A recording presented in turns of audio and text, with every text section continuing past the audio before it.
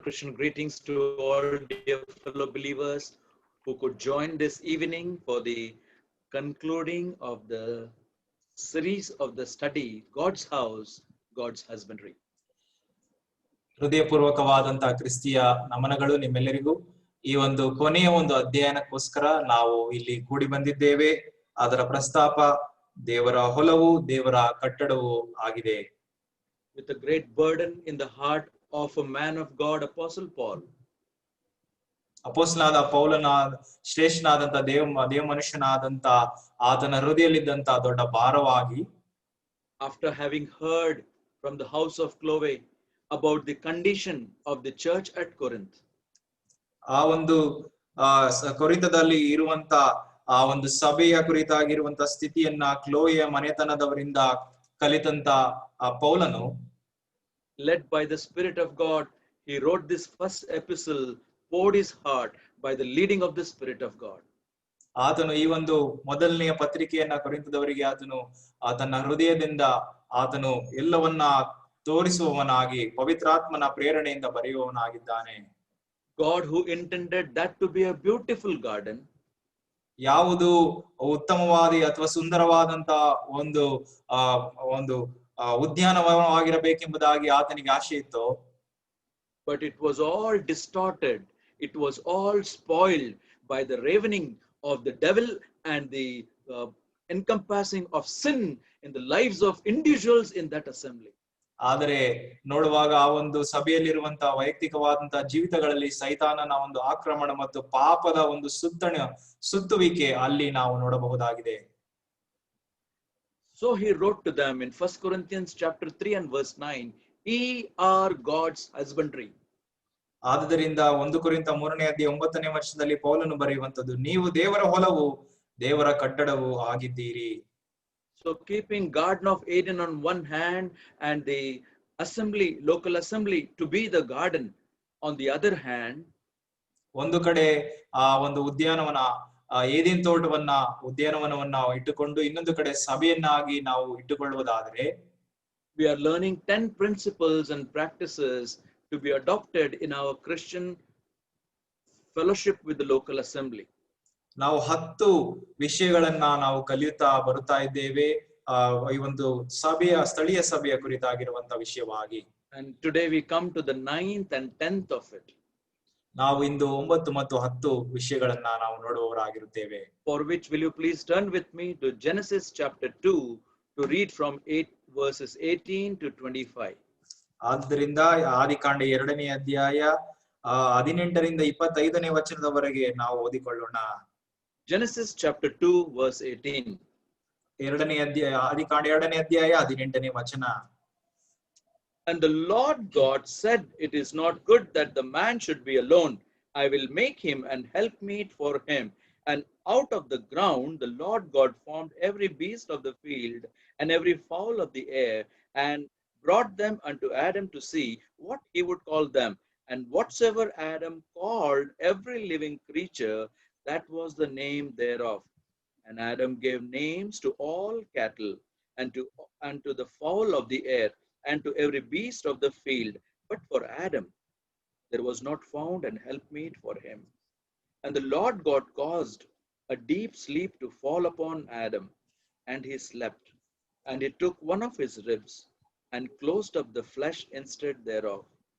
And the rib which the Lord God had taken from man made he a woman, and brought her unto the man. And Adam said, this is now bone of my bones, and flesh of my flesh. She shall be called woman, because she was taken out of man. Therefore shall a man leave his father and his mother, and shall cleave unto his wife, and they shall be one flesh. And they were both naked, the man and his wife, and were not ashamed. May the good Lord bless the reading of the Holy Scriptures. ನಮ್ಮ ಒಳ್ಳೆಯ ಕರ್ತನು ತಾನೇ ಈ ಓದಿದಂತ ವಚನ ಭಾಗಕ್ಕೆ ತನ್ನ ಆಶೀರ್ವಾದವನ್ನ ಸೇರಿಸುವವನಾಗಿರಲಿ. We have seen the planting of the garden. ನಾವು ವನದಲ್ಲಿ ನೆಡುವಿಕೆಯನ್ನ ನಾವು ನೋಡಿದ್ದೇವೆ. The position of the garden. ಮತ್ತು ಆ ಒಂದು ಉದ್ಯಾನವನದ ಅಥವಾ ತೋಟದ ಒಂದು ಸ್ಥಾನವನ್ನ ನೋಡಿದ್ದೇವೆ. The persons in the garden. ಮತ್ತು ಆ ಒಂದು ಉದ್ಯಾನವನದಲ್ಲಿ ಇದ್ದಂತ ವ್ಯಕ್ತಿಗಳನ್ನ ನೋಡಿದ್ದೇವೆ. The pleasantness of the garden. ಮತ್ತು ಆ ಉದ್ಯಾನವನದ ಒಂದು ಸುಂದರತೆಯನ್ನ ನಾವು ನೋಡಿದ್ದೇವೆ. The plentifulness of the garden. ಮತ್ತು ಅಲ್ಲಿರುವಂತ ಆ ಉದ್ಯಾನವನದಲ್ಲಿ ಇದ್ದಂತ ಒಂದು ಯಥೇಚ್ಛವಿಕೆಯನ್ನ ನಾವು ನೋಡಿದ್ದೇವೆ. The partnership in the garden. ಆ ಉದ್ಯಾನವನದಲ್ಲಿ ಇದ್ದಂತ ಒಂದು ಸಂಬಂಧವನ್ನ ಜೊತೆ ಕೆಲಸವನ್ನ ನಾವು ನೋಡಿದ್ದೇವೆ. The precepts in the garden. ಮತ್ತು ಅಲ್ಲಿರುವಂತ ಸಂಗತಿಗಳನ್ನ ನಾವು ನೋಡಿದ್ದೇವೆ. Then last time we have seen the purpose of the garden. ಮತ್ತು 9ನೇದಾಗಿ ಅದರ ಉದ್ದೇಶವನ್ನ ನಾವು ನೋಡುತ್ತೇವೆ. Now 9thly we notice here how beautiful the pattern in the garden. 9ನೇದಾಗಿ ಅಲ್ಲಿರುವಂತ ಒಂದು ರೀತಿ ಅಲ್ಲಿ ನಾವು ನೋಡುವವರಾಗಿರುತ್ತೇವೆ. Assembly is a place where Christian marriage is honored. ಆ ಒಂದು ಸ್ಥಳೀಯ ಸಭೆಯು ಅಲ್ಲಿ ಆ ಒಂದು ವಿಶ್ವಾಸಿಗಳ ಮದುವೆಯನ್ನ ಗೌರವವನ್ನಾಗಿ ಅದು ನೋಡುವಂತದ್ದಾಗಿದೆ. The pattern in the garden. ಆ ಒಂದು ಉದ್ಯಾನವನದಲ್ಲಿ ಇದ್ದಂತ ಒಂದು ಮಾದರಿ. When you read the whole account more carefully and pay attention to all that was happening, ಆ ಒಂದು ಅಲ್ಲಿ ನಡೆಯುವಂತ ಸಂಗತಿಯನ್ನ ನಾವು ಗಮನವಿಟ್ಟು ನಾವು ಓದುವುದಾದರೆ, ಅಲ್ಲಿ ನಡೆಯುವಂತ ಎಲ್ಲಾ ಸಂಗತಿಗಳನ್ನ ನಾವು ನೋಡುವುದಾದರೆ, you can see the desire of the heart of God. ಅಲ್ಲಿ ದೇವರ ಒಂದು ಹೃದಯದ ಆಶೆಯನ್ನ ನಾವು ನೋಡುತ್ತೇವೆ. God is concerned about every human being. ಮನುಷ್ಯನ ಎಲ್ಲಾ ಮನುಷ್ಯರ ಮೇಲೆ ದೇವರಿಗೆ ಕಾಳಜಿ ಇರುವಂತದನ್ನ ನಾವು ನೋಡುತ್ತೇವೆ. God saw, ದೇವರು ನೋಡಿದನು, that Adam was alone. ಆದಾಮನು ಒಬ್ಬಂಟಿಗನಾಗಿದ್ದನು ಎಂಬುದಾಗಿ. God said that he should not be alone. ದೇವರು ಆತನಿಗೆ ಅಲ್ಲಿ ಅಂದುಕೊಂಡದ್ದೇನೆಂದರೆ ಆತನು ಒಬ್ಬಂಟಿಗನಾಗಿ ಇರಬಾರದೆಂಬುದಾಗಿ. So God planned a wife, a helpmeet for him. ಆದುದರಿಂದ ಒಬ್ಬ ಸಹಾಯಕಿಯಾಗಿ ಸಹಕಾರಣಿಯಾಗಿ ಆಕೆಗೆ ಒಬ್ಬ ಹೆಂಗಸನ್ನ ಆತನು ಉಂಟು ಮಾಡುತ್ತಾನೆ. God made her. ದೇವರು ಆಕೆಯನ್ನ ಸೃಷ್ಟಿ ಮಾಡಿದನು. God brought her. ಆಕೆಯನ್ನ ದೇವರೇ ತಂದನು. God united both of them. ಅವರಿಬ್ಬರನ್ನ ಒಟ್ಟಾಗಿ ಕೂಡಿಸಿದ್ದು ದೇವರು ತಾನೇ. God blessed them. ಅವರನ್ನ ಆಶೀರ್ವದಿಸಿದನು ದೇವರು. And God gave them a principle. ದೇವರು ಅವರಿಗೆ ಒಂದು ನಿಯಮವನ್ನ ಕೊಟ್ಟನು. And the principle is in verse 24. ಅದು ಆ ಒಂದು ನಿಯಮ 24ನೇ ವಚನದಲ್ಲಿ ತಿಳಿಸಿರುವಂತದ್ದಾಗಿದೆ. Therefore shall a man leave his father and his mother and shall cleave unto his wife, and they shall be one flesh. ತಾನು ಈ ಕಾರಣದಿಂದ ಪುರುಷನು ತಂದೆ ತಾಯಿಗಳನ್ನ ಬಿಟ್ಟು ತನ್ನ ಹೆಂಡತಿಯನ್ನ ಸೇರಿಕೊಳ್ಳುವನು, ಅವರಿಬ್ಬರು ಒಂದೇ ಶರೀರವಾಗಿರುವರು. We notice God is concerned about us and providing a suitable helpmeet for each one of us. ದೇವರು ಆತನು ಮನುಷ್ಯನ ಕುರಿತಾಗಿರುವಂತ ಒಂದು ಕಾಳಜಿಯನ್ನ ನೋಡುತ್ತೇವೆ ಮತ್ತು ಅವರಿಗೆ ಬೇಕಾದಂತ ಒಂದು ಸಹಾಯಕವನ್ನ ಆತನು ತಂದು ಕೊಡುತ್ತಾನೆ. Whenever I read this portion of the scripture, which we have read n number of times and heard n number of messages, even now I feel like preaching a wedding sermon. ನಾವು ಈ ಒಂದು ವಚನ ಭಾಗವನ್ನ ಅನೇಕ ಸಾರಿ ನಾವು ಕೇಳಿದ್ದೇವೆ ಮತ್ತು ಓದಿದ್ದೇವೆ. ಆದರೆ ಈಗಲೂ ಕೂಡ ಇದನ್ನ ನಾನು ತಿಳಿಸುವಾಗ ಒಂದು ಮದುವೆಯ ಒಂದು ಸಂದೇಶವನ್ನ ಕೊಡಬೇಕೆಂಬುದಾಗಿ ನನಗೆ ತೋರುತ್ತದೆ. My dear brother and sister, ನನ್ನ ಪ್ರಿಯ ಸಹೋದರ ಸಹೋದರಿ, the pattern in the garden, ಆ ಒಂದು ವನದಲ್ಲಿ ತೋರಿ ಬಂದಂತ ಒಂದು ತತ್ವ, ಒಂದು ಮಾದರಿ. Assembly is a place where marriage is honored. ಸಭೆಯಲ್ಲಿ ಮದುವೆಯನ್ನ ಗೌರವವನ್ನಾಗಿ ಎಣಿಸಬೇಕು. But don't miss this, that all that was done within the garden, within the fence, within the gate. ಅಲ್ಲಿ ನಾವು ನೋಡುತ್ತೇವೆ, ಅಲ್ಲಿ ಆದದ್ದೆಲ್ಲವೂ, ಆ ಸಂಗತಿಗಳು ನಡೆದದೆಲ್ಲವೂ ಕೂಡ ಅದು ಒಳಗೆ, ಆ ಒಂದು ಬೇಲಿ ಒಳಗೆ, ಎಲ್ಲ ಒಂದು ಬೇಲಿ ಒಳಗೆ ನಡೆದಿರುವಂತದ್ದಾಗಿದೆ. Which when God does all things for one who belongs to him, ದೇವರು ಆತನು ತನಗೆ ಸಂಬಂಧಪಟ್ಟಿರುವವರನ್ನ ಆತನ ಕುರಿತಾಗಿ ಅವರನ್ನು ಮಾಡುವುದಾದರೆ, Please make a note. God does it within the fence, within the boundaries, within the gate, within the garden itself. ಆತನು ತನಗೆ ಸಂಬಂಧಪಟ್ಟವರನ್ನ ಕುರಿತಾಗಿ ಆತನು ಮಾಡುವಾಗ ಆ ಒಂದು ಬಾಗಿಲುಗಳ ಒಳಗಡೆ, ಆ ಒಂದು ಬೇಲಿ ಒಳಗಡೆ, ಎಲ್ಲೆಯ ಒಳಗಡೆ ಆತನು ಮಾಡುವಂತನಾಗಿರುತ್ತಾನೆ. This is a very important aspect of every human being in this world. ಈ ಒಂದು ಲೋಕದಲ್ಲಿ ಇರುವಂತ ಎಲ್ಲಾ ಒಬ್ಬ ಮನುಷ್ಯನಿಗೆ ಈ ಒಂದು ಮುಖ್ಯವಾದಂತ ಒಂದು ಸಂಗತಿ ಆಗಿರುವಂತದಾಗಿದೆ. God said, for it is not good for man to be alone. I will prepare a suitable help meet for him. ಅಲ್ಲಿ ದೇವರು ಈ ಮನುಷ್ಯನು ಒಬ್ಬಂಟಿಗನಾಗಿರುವುದು ಒಳ್ಳೆಯದಲ್ಲ, ನಾನು ಈತನಿಗೆ ಸರಿ ಬೀಳುವ ಸಹಕಾರಿಯನ್ನ ನಾನು ಬರಮಾಡುತ್ತೇನೆ ಎಂಬುದಾಗಿ ಅಲ್ಲಿ ದೇವರು ಆತನಿಗೆ ತಿಳಿಸ್ತಾನೆ. Young man, young woman who are aspiring to be married, listen, God even today follows the same principle and precept for they that desire to honor him. ನನ್ನನ್ನು ಕೇಳುತ್ತಿರುವಂತ ಯವನ ಸಹೋದರ ಸಹೋದರಿ, ಮದುವೆ ಆಗಬೇಕೆಂದು ಕಾಯುತ್ತಿರುವಂತ ಸಿದ್ಧವಾಗುತ್ತಿರುವಂತ ಪ್ರಿಯರೇ, ಈ ಒಂದು ಸಂಗತಿಯನ್ನ ನೀವು ಗಮನವಿಟ್ಟು ಕೇಳಿರಿ. ಇದು ದೇವರ ಒಂದು ನಿಯಮವೇ ಆಗಿರುವಂತದ್ದಾಗಿದೆ. For he is same yesterday, today and forever. ಅದನ್ನ ಆತನು ನಿನ್ನೆ ಇವತ್ತು ಯಾವತ್ತು ಹೇಳುವಂತನಾಗಿರುತ್ತಾನೆ. When it comes to marriage, listen now, it is one of the most important decision in our life. ಈ ಒಂದು ನಮ್ಮ ಜೀವಿತದಲ್ಲಿ ಮದುವೆಯ ಒಂದು ಸಂಗತಿಯು ಅದು ಬಹಳ ಮುಖ್ಯವಾಗಿತ್ತು ಅಥವಾ ಪ್ರಾಮುಖ್ಯವಾಗಿರುವಂತ ಒಂದು ವಿಷಯವಾಗಿ ನಾವು ನೋಡಬೇಕಾಗಿದೆ.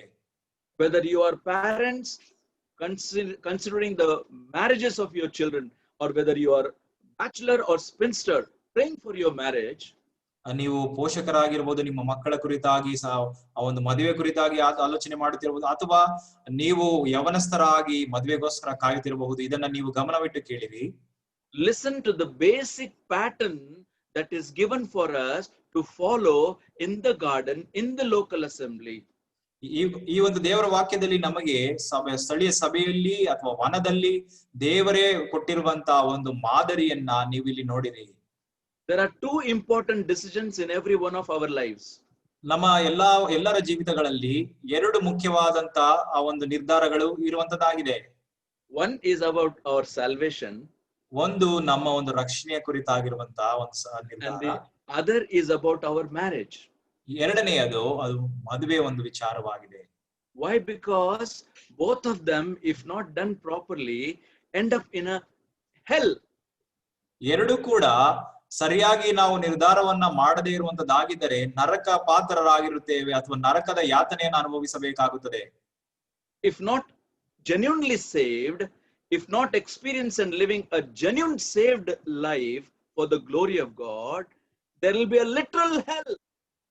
ದೇವರ ಆ ಒಂದು ನಿಮ್ಮ ಜೀವಿತದಲ್ಲಿ, ನಮ್ಮ ಜೀವಿತದಲ್ಲಿ ನಾವು ಯಥಾರ್ಥವಾಗಿ ವಿಶ್ವಾಸಿಗಳಾಗದೆ ನಾವು ಜೀವಿಸುವಂತದ್ದಾಗಿದ್ದರೆ ನಮಗೆ ನಿತ್ಯವಾದಂತ ನರಕ ನಮಗೆ ಕಾದಿರುವಂತದ್ದಾಗಿದೆ.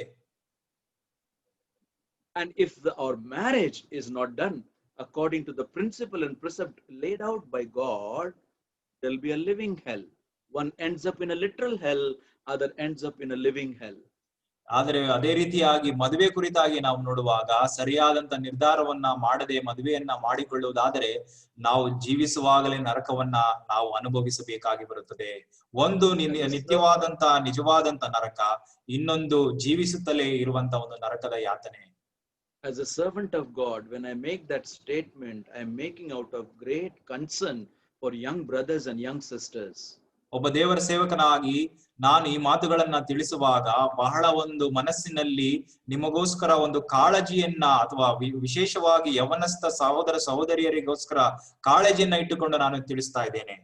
For those who have ignored the pattern, for those who have ignored the honoring of God in marriage, for those who have ignored to do it within the fence, ಆ ಒಂದು ಸ್ಥಳೀಯ ಸಭೆ ಎಂಬ ಒಂದು ಮನದಲ್ಲಿ ಆ ಒಂದು ಎಲ್ಲಿ ಬೇಲಿ ಒಳಗೆ ನೀವು ಅದನ್ನ ಮದುವೆಯ ಕುರಿತಾಗಿ ನೀವು ಮಾಡದೇ ಇರುವಂತದ್ದಾಗಿದ್ದರೆ, when they go through that hell-like experiences in their life, I tell you, even young couples, ನಾನು ಅವರು ಯವನಸ್ಥ ದಂಪತಿಗಳನ್ನ ನಾನು ನೋಡಿದ್ದೇನೆ. ಅವರು ಈ ಒಂದು ನರಕದ ಯಾತನೆಯಂತಿರುವಂತ ಒಂದು ಜೀವಿತವನ್ನ ಅವರು ಜೀವಿಸುತ್ತಿರುವಾಗ ನಾನು ನೋಡುವಾಗ, and then however they repent, however they regret, however they want to get restored, things are very difficult. ಅವರು ಎಷ್ಟೇ ಒಂದು ಪಶ್ಚಾತ್ತಾಪವನ್ನ ಪಟ್ಟು ಪುನಃಸ್ಥಾಪನೆ ಮಾಡಿ ಅವರು ಜೀವಿಸಬೇಕೆಂಬುದಾಗಿರುವುದಾದರೆ ಅದು ಬಹಳ ಕಷ್ಟಕರವಾಗಿರುವಂತದ್ದಾಗಿದೆ. That's why this is very important. ಆದುದರಿಂದ ಇದು ಬಹಳ ಮುಖ್ಯವಾಗಿರುವಂತದ್ದಾಗಿದೆ. The pattern in the garden, ಈ ಒಂದು ವನದಲ್ಲಿ ದೇವರು ತೋರಿಸಿರುವಂತಹ ಒಂದು ಮಾದರಿ. assembly is a place where marriage is honored. ಸ್ಥಳೀಯ ಸಭೆಯು ಅಥವಾ ಸಭೆಯಲ್ಲಿ ಈ ಒಂದು ಮದುವೆಯನ್ನ ಗೌರವವನ್ನಾಗಿ ಎಣಿಸುವಂತ ಒಂದು ಸ್ಥಳವಾಗಿದೆ. There are so many excuses that many say about it. ಈ ಒಂದು ವಿಷಯದ ಕುರಿತಾಗಿ ಅನೇಕರು ಕೆಲವು ನೆವಗಳನ್ನ ಅವರು ತಿಳಿಸ್ತಾರೆ. There are many statements many make just to support what they want to do. ಅವರು ತಾವು ಏನನ್ನ ಮಾಡಬೇಕೋ ಅದನ್ನ ಮಾಡುವುದಕ್ಕೋಸ್ಕರ ಅನೇಕ ಸಂಗತಿಗಳನ್ನ ಅವರು ನೆವವಾಗಿ ಅದು ಮಾಡುತ್ತಾರೆ. Some say, oh, Genesis, oh brother, it is for the older generation. Today the world is changed. ಇದು ಆದಿಕಾಂಡ, ಅದು ಹಳೆಯ ಒಂದು ಪುಸ್ತಕ, ಅದು ಹಳೆ ಕಾಲದವರಿಗೆ. ಈಗ ಲೋಕ ಬದಲಾಗಿದೆ ಎಂಬುದಾಗಿ ತಿಳಿಸ್ತಾರೆ. Some say, brother, age is crossing, time is passing. What shall we do for our children? We are worried about it, and they end up doing things which are against the pattern.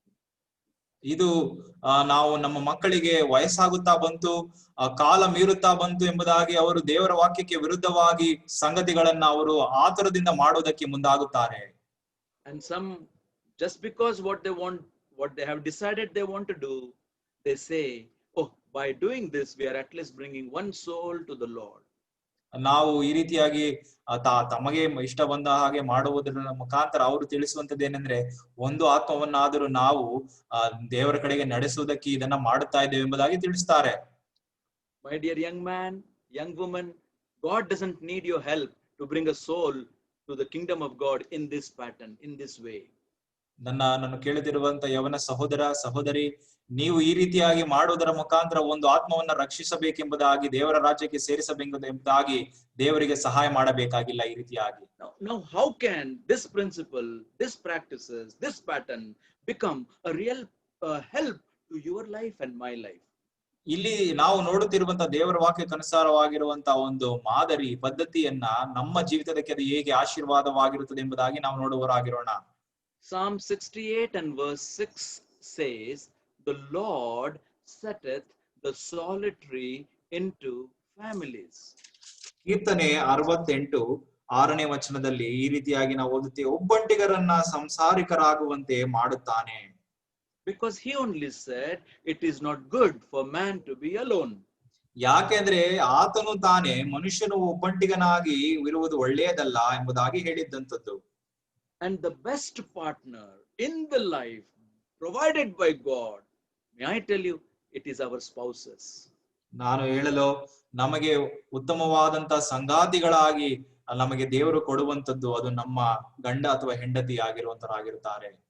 Those of us who are married for a number of years, we can testify how blessed it is to do all things according to the pattern in the garden to honor the Lord. ನಾವು ಅನೇಕ ವರ್ಷಗಳಿಂದ ಮದುವೆ ಆಗಿರುವಂತವರು ಈ ರೀತಿಯಾಗಿ ಅವರು ಸಾಕ್ಷೀಕರಿಸುವುದಕ್ಕೆ ಸಾಧ್ಯವಾಗುತ್ತದೆ. ಏನೆಂದರೆ, ನಾವು ಎಲ್ಲೇ ಒಳಗೆ ಆ ಒಂದು ಬೌಂಡರಿ ಅಥವಾ ಆ ಒಂದು ಬೇಲಿ ಒಳಗಡೆ, ಸ್ಥಳೀಯ ಸಭೆಯೊಳಗಡೆ ಮಾಡುವಂತ ದೇವರ ವಾಕ್ಯಕ್ಕನುಸಾರವಾಗಿ ಮಾಡುವುದಾದರೆ ಅದು ದೇವರಿಗೆ ಮಾನಿಸುವಂತದ್ದಾಗಿದೆ. Now listen, how did God do it for Adam? ಆದಾಮನಿಗೆ ದೇವರು ಹೇಗೆ ಇದನ್ನ ಮಾಡಿದನೆಂಬುದಾಗಿ ನೀವು ಕೇಳಿರಿ. How does God do for you and for me? ದೇವರು ನನಗೆ ನಿಮಗೆ ಹೇಗೆ ಇದನ್ನ ಮಾಡುತ್ತಾನೆ? What was the role of Adam to find out the spouse or wife for him? ಆದಾಮನ ಒಂದು ಕಾರ್ಯ, ಆತನ ಒಂದು ಕಾರ್ಯ ಏನಾಗಿತ್ತು ಆತನಿಗೆ ಸಹಕಾರಣಿ ಬರಬೇಕಾದರೆ? Well, you may say, brother, he had no options those days. ಆತನಿಗೆ ಬೇರೆ ಆಯ್ಕೆಗಳು ಯಾವುದು ಇಲ್ಲ ಎಂಬುದಾಗಿ ನೀವು ಹೇಳಬಹುದು. But we are just seeing the basic foundational principle here. ಆದರೆ ಇಲ್ಲಿ ಮುಖ್ಯವಾದಂತ ತತ್ವಗಳನ್ನ ಇಲ್ಲಿ ನಾವು ನೋಡುವುದಕ್ಕೆ, ಮೂಲತಃವಾದಂತ ತತ್ವವನ್ನ ನಾವು ಇಲ್ಲಿ ನೋಡುತ್ತಾ ಇದ್ದೇವೆ. The Lord God could have done anything for Adam. ಆದಾಮನಿಗೆ ಯೆಹೋವನು ಏನನ್ನ ಬೇಕಾದರೂ ಆತನು ಮಾಡಬಹುದಾಗಿತ್ತು. but we notice he made him to be put to not only sleep, but deep sleep. ಆದರೆ ಅಲ್ಲಿ ದೇವರು ಆತನಿಗೆ ಮಾಡಿದಂತನ್ನ ನಾವು ನೋಡುವುದೇನೆಂದ್ರೆ ಆ ಮನುಷ್ಯನಿಗೆ ಅಥವಾ ಆದಾಮನಿಗೆ ಗಾಢ ನಿದ್ರೆಯನ್ನ, ಬರೇ ನಿದ್ರೆ ಅಲ್ಲ, ಗಾಢ ನಿದ್ರೆಯನ್ನ ಆತನು ಬರಮಾಡಿದ್ದನು. To teach us the very first principle. ಮೊದಲನೆಯ ಒಂದು ನಿಯಮವನ್ನ ಆತನು ತಿಳಿಸುತ್ತಿದ್ದಾನೆ. How are you and I as Christian expected to live in this world? ನಾವು ಯಾವ ರೀತಿಯಾಗಿ ಈ ಲೋಕದಲ್ಲಿ ಜೀವಿಸಬೇಕೆಂಬುದಾಗಿ ಇಲ್ಲಿ ನಮಗೆ ತೋರಿಸುತ್ತೆ. The just shall live by faith. The just shall live by a question mark, faith or by sight? ಇಲ್ಲಿ ಒಬ್ಬ ನೀತಿವಂತನು ಆತನು ಯಾವ ರೀತಿಯಾಗಿ ಜೀವಿಸುತ್ತಾನೆ, ನಂಬಿಕೆಯಿಂದಲೋ ಅಥವಾ ನೋಟದಿಂದಲೋ? Believe me, when you go by sight, considering so many things in your heart, head and mind, ನಿಮ್ಮ ಮನಸ್ಸಿನಲ್ಲಿ, ನಿಮ್ಮ ಮೆದುಳಿನಲ್ಲಿ ನೀವು ಅನೇಕ ಸಂಗತಿಗಳನ್ನ ನೀವು ಆಲೋಚನೆ ಮಾಡಿ ನೀವು ಮುಂದಾಗುವುದಾದರೆ you and I are likely to make mistakes in that. ನಾವೆಲ್ಲರೂ ಕೂಡ ತಪ್ಪನ್ನ ಮಾಡುವುದಕ್ಕೆ ಬಹಳ ಸಾಧ್ಯತೆ ಅಲ್ಲಿರುವಂತದ್ದಾಗಿದೆ. Just shall live by faith. ನೀತಿವಂತನು ನಂಬಿಕೆಯಿಂದಲೇ ಜೀವಿಸುವವನಾಗಿದ್ದಾನೆ. That is the time when you and I are expected to exercise our faith, dependence upon God, handing over to God, praying to God. ನಾವು ಆ ರೀತಿಯಾಗಿ ನಂಬಿಕೆಯಿಂದಲೇ ನಮ್ಮನ್ನೇ ನಾವು ದೇವರಿಗೆ ಸಮರ್ಪಿಸುವಂತದ್ದು ಮತ್ತು ಆತನ ಕೈಯಲ್ಲಿ ಎಲ್ಲವನ್ನ ಸಮರ್ಪಿಸುವಂತದ್ದು ಆ ರೀತಿಯಾಗಿ ಮಾಡಬೇಕಾಗಿದೆ. And God honors our faith. ದೇವರು ನಮ್ಮ ಒಂದು ನಂಬಿಕೆಯನ್ನ ಆತನು ಮಾನಿಸುತ್ತಾನೆ. So God expects us to do it by faith when it comes to this seeking or finding or selecting our life partner. ನಮ್ಮ ಒಂದು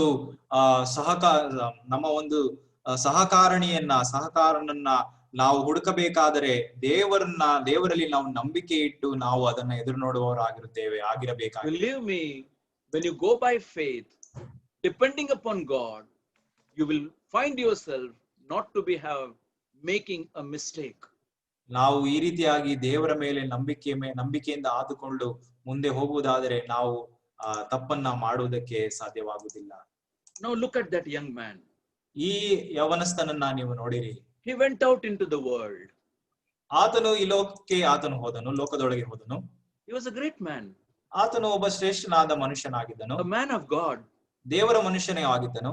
God had many plans and purposes through him. ಆತನ ಮುಖಾಂತರ ಅನೇಕ ಪದ್ಧತಿಗಳನ್ನ ದೇವರಿಗೆ ಯೋಜನೆಗಳು ಇತ್ತು. God has already selected him. God has already blessed him. ದೇವರು ಆತನನ್ನ ಈಗಾಗಲೇ ಆರಿಸಿಕೊಂಡು ಆತನನ್ನ ಆಶೀರ್ವದಿಸಿದ್ದಾನೆ.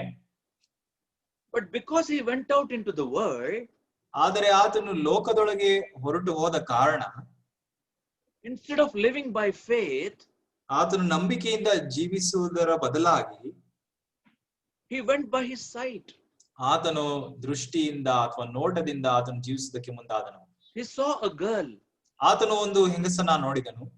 He desired her. ಆತನು ಆಕೆ ನನಗೆ ಬೇಕೆಂಬುದಾಗಿ ಬಯಸಿದನು. He came back to his home. ಆತನು ತನ್ನ ಮನೆಗೆ ಬಂದನು. And then he was adamant with his parents, I want to marry only that Philistine girl. ಆ ಒಂದು ಫಿಲಿಸ್ಟಿಯ ಹೆಂಗಸನ್ನೇ ನಾನು ಮದುವೆ ಆಗಬೇಕು ಎಂಬುದಾಗಿ ಆತನು ತನ್ನ ತಂದೆ ತಾಯಿಗಳಿಗೆ ಮನೆಗೆ ತಿರುಗಿ ಬಂದು ಹೇಳಿದನು. These days the same thing happening with many young men and young women. ಅದೇ ಈ ಒಂದು ಸಮಯದಲ್ಲಿ ಯವನ ಸಹೋದರ ಸಹೋದರಿಯರ ಮಧ್ಯದಲ್ಲಿ ನಡೆಯುವಂತದ್ದಾಗಿದೆ ಅಲ್ಲವೇ? Many a times poor parents, they yield what children desire. ಅನೇಕರ ಬಾರಿ ಒಂದು ಬಡ ತಂದೆ ತಾಯಿಗಳು ಆ ರೀತಿಯಾಗಿ ಅವರು ಹೇಳುವುದಕ್ಕೆ ಅವರು ಹೌದು ಎಂಬುದಾಗಿ ಅವರು ತಲೆ ಆಡಿಸ್ತಾರಷ್ಟೇ. What happened to this young man will happen to anybody who follows, instead of going by faith and depending upon God, he went by sight and the lust that he had in his heart. ಆತನು ತಾನು ನಂಬಿಕೆಯಿಂದ ಜೀವನ ಮಾಡದೆ ಆತನು ನೋಟದಿಂದ ಅಥವಾ ದೃಷ್ಟಿಯನ್ನ ಇಟ್ಟು ಆತನು ಕಾಮಾಭಿಲಾಷೆಯ ಮುಖಾಂತರ ಆತನು ಮುಂದೆ ಆದನು. Be very careful when you make a decision about your life partner. ನೀವು ಬಹಳ ಎಚ್ಚರಿಕೆಯಿಂದ ಇರ್ರಿ ನಿಮ್ಮ ಒಂದು ಜೀವನ ಸಂಗಾತಿಯನ್ನ ಆರಿಸಿಕೊಳ್ಳುವಾಗ.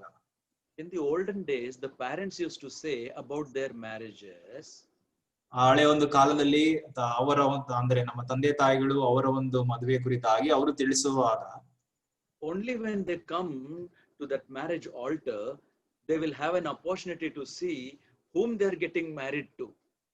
ಆ ರೀತಿಯಾಗಿ ಅವರು ಇದನ್ನ ಈ ರೀತಿಯಾಗಿ ಹೇಳುತ್ತಾರೆ ಏನೆಂದ್ರೆ ಆ ಒಂದು ಮದುವೆಯ ಒಂದು ದಿವಸ ಒಬ್ಬರಿಗೊಬ್ಬರು ಅವರು ಇನ್ನೇನು ಒಪ್ಪಿಗೆಯನ್ನ ತಿಳಿಸ Because the parents used to go, parents used to see, parents used to decide, and they just used to inform the children.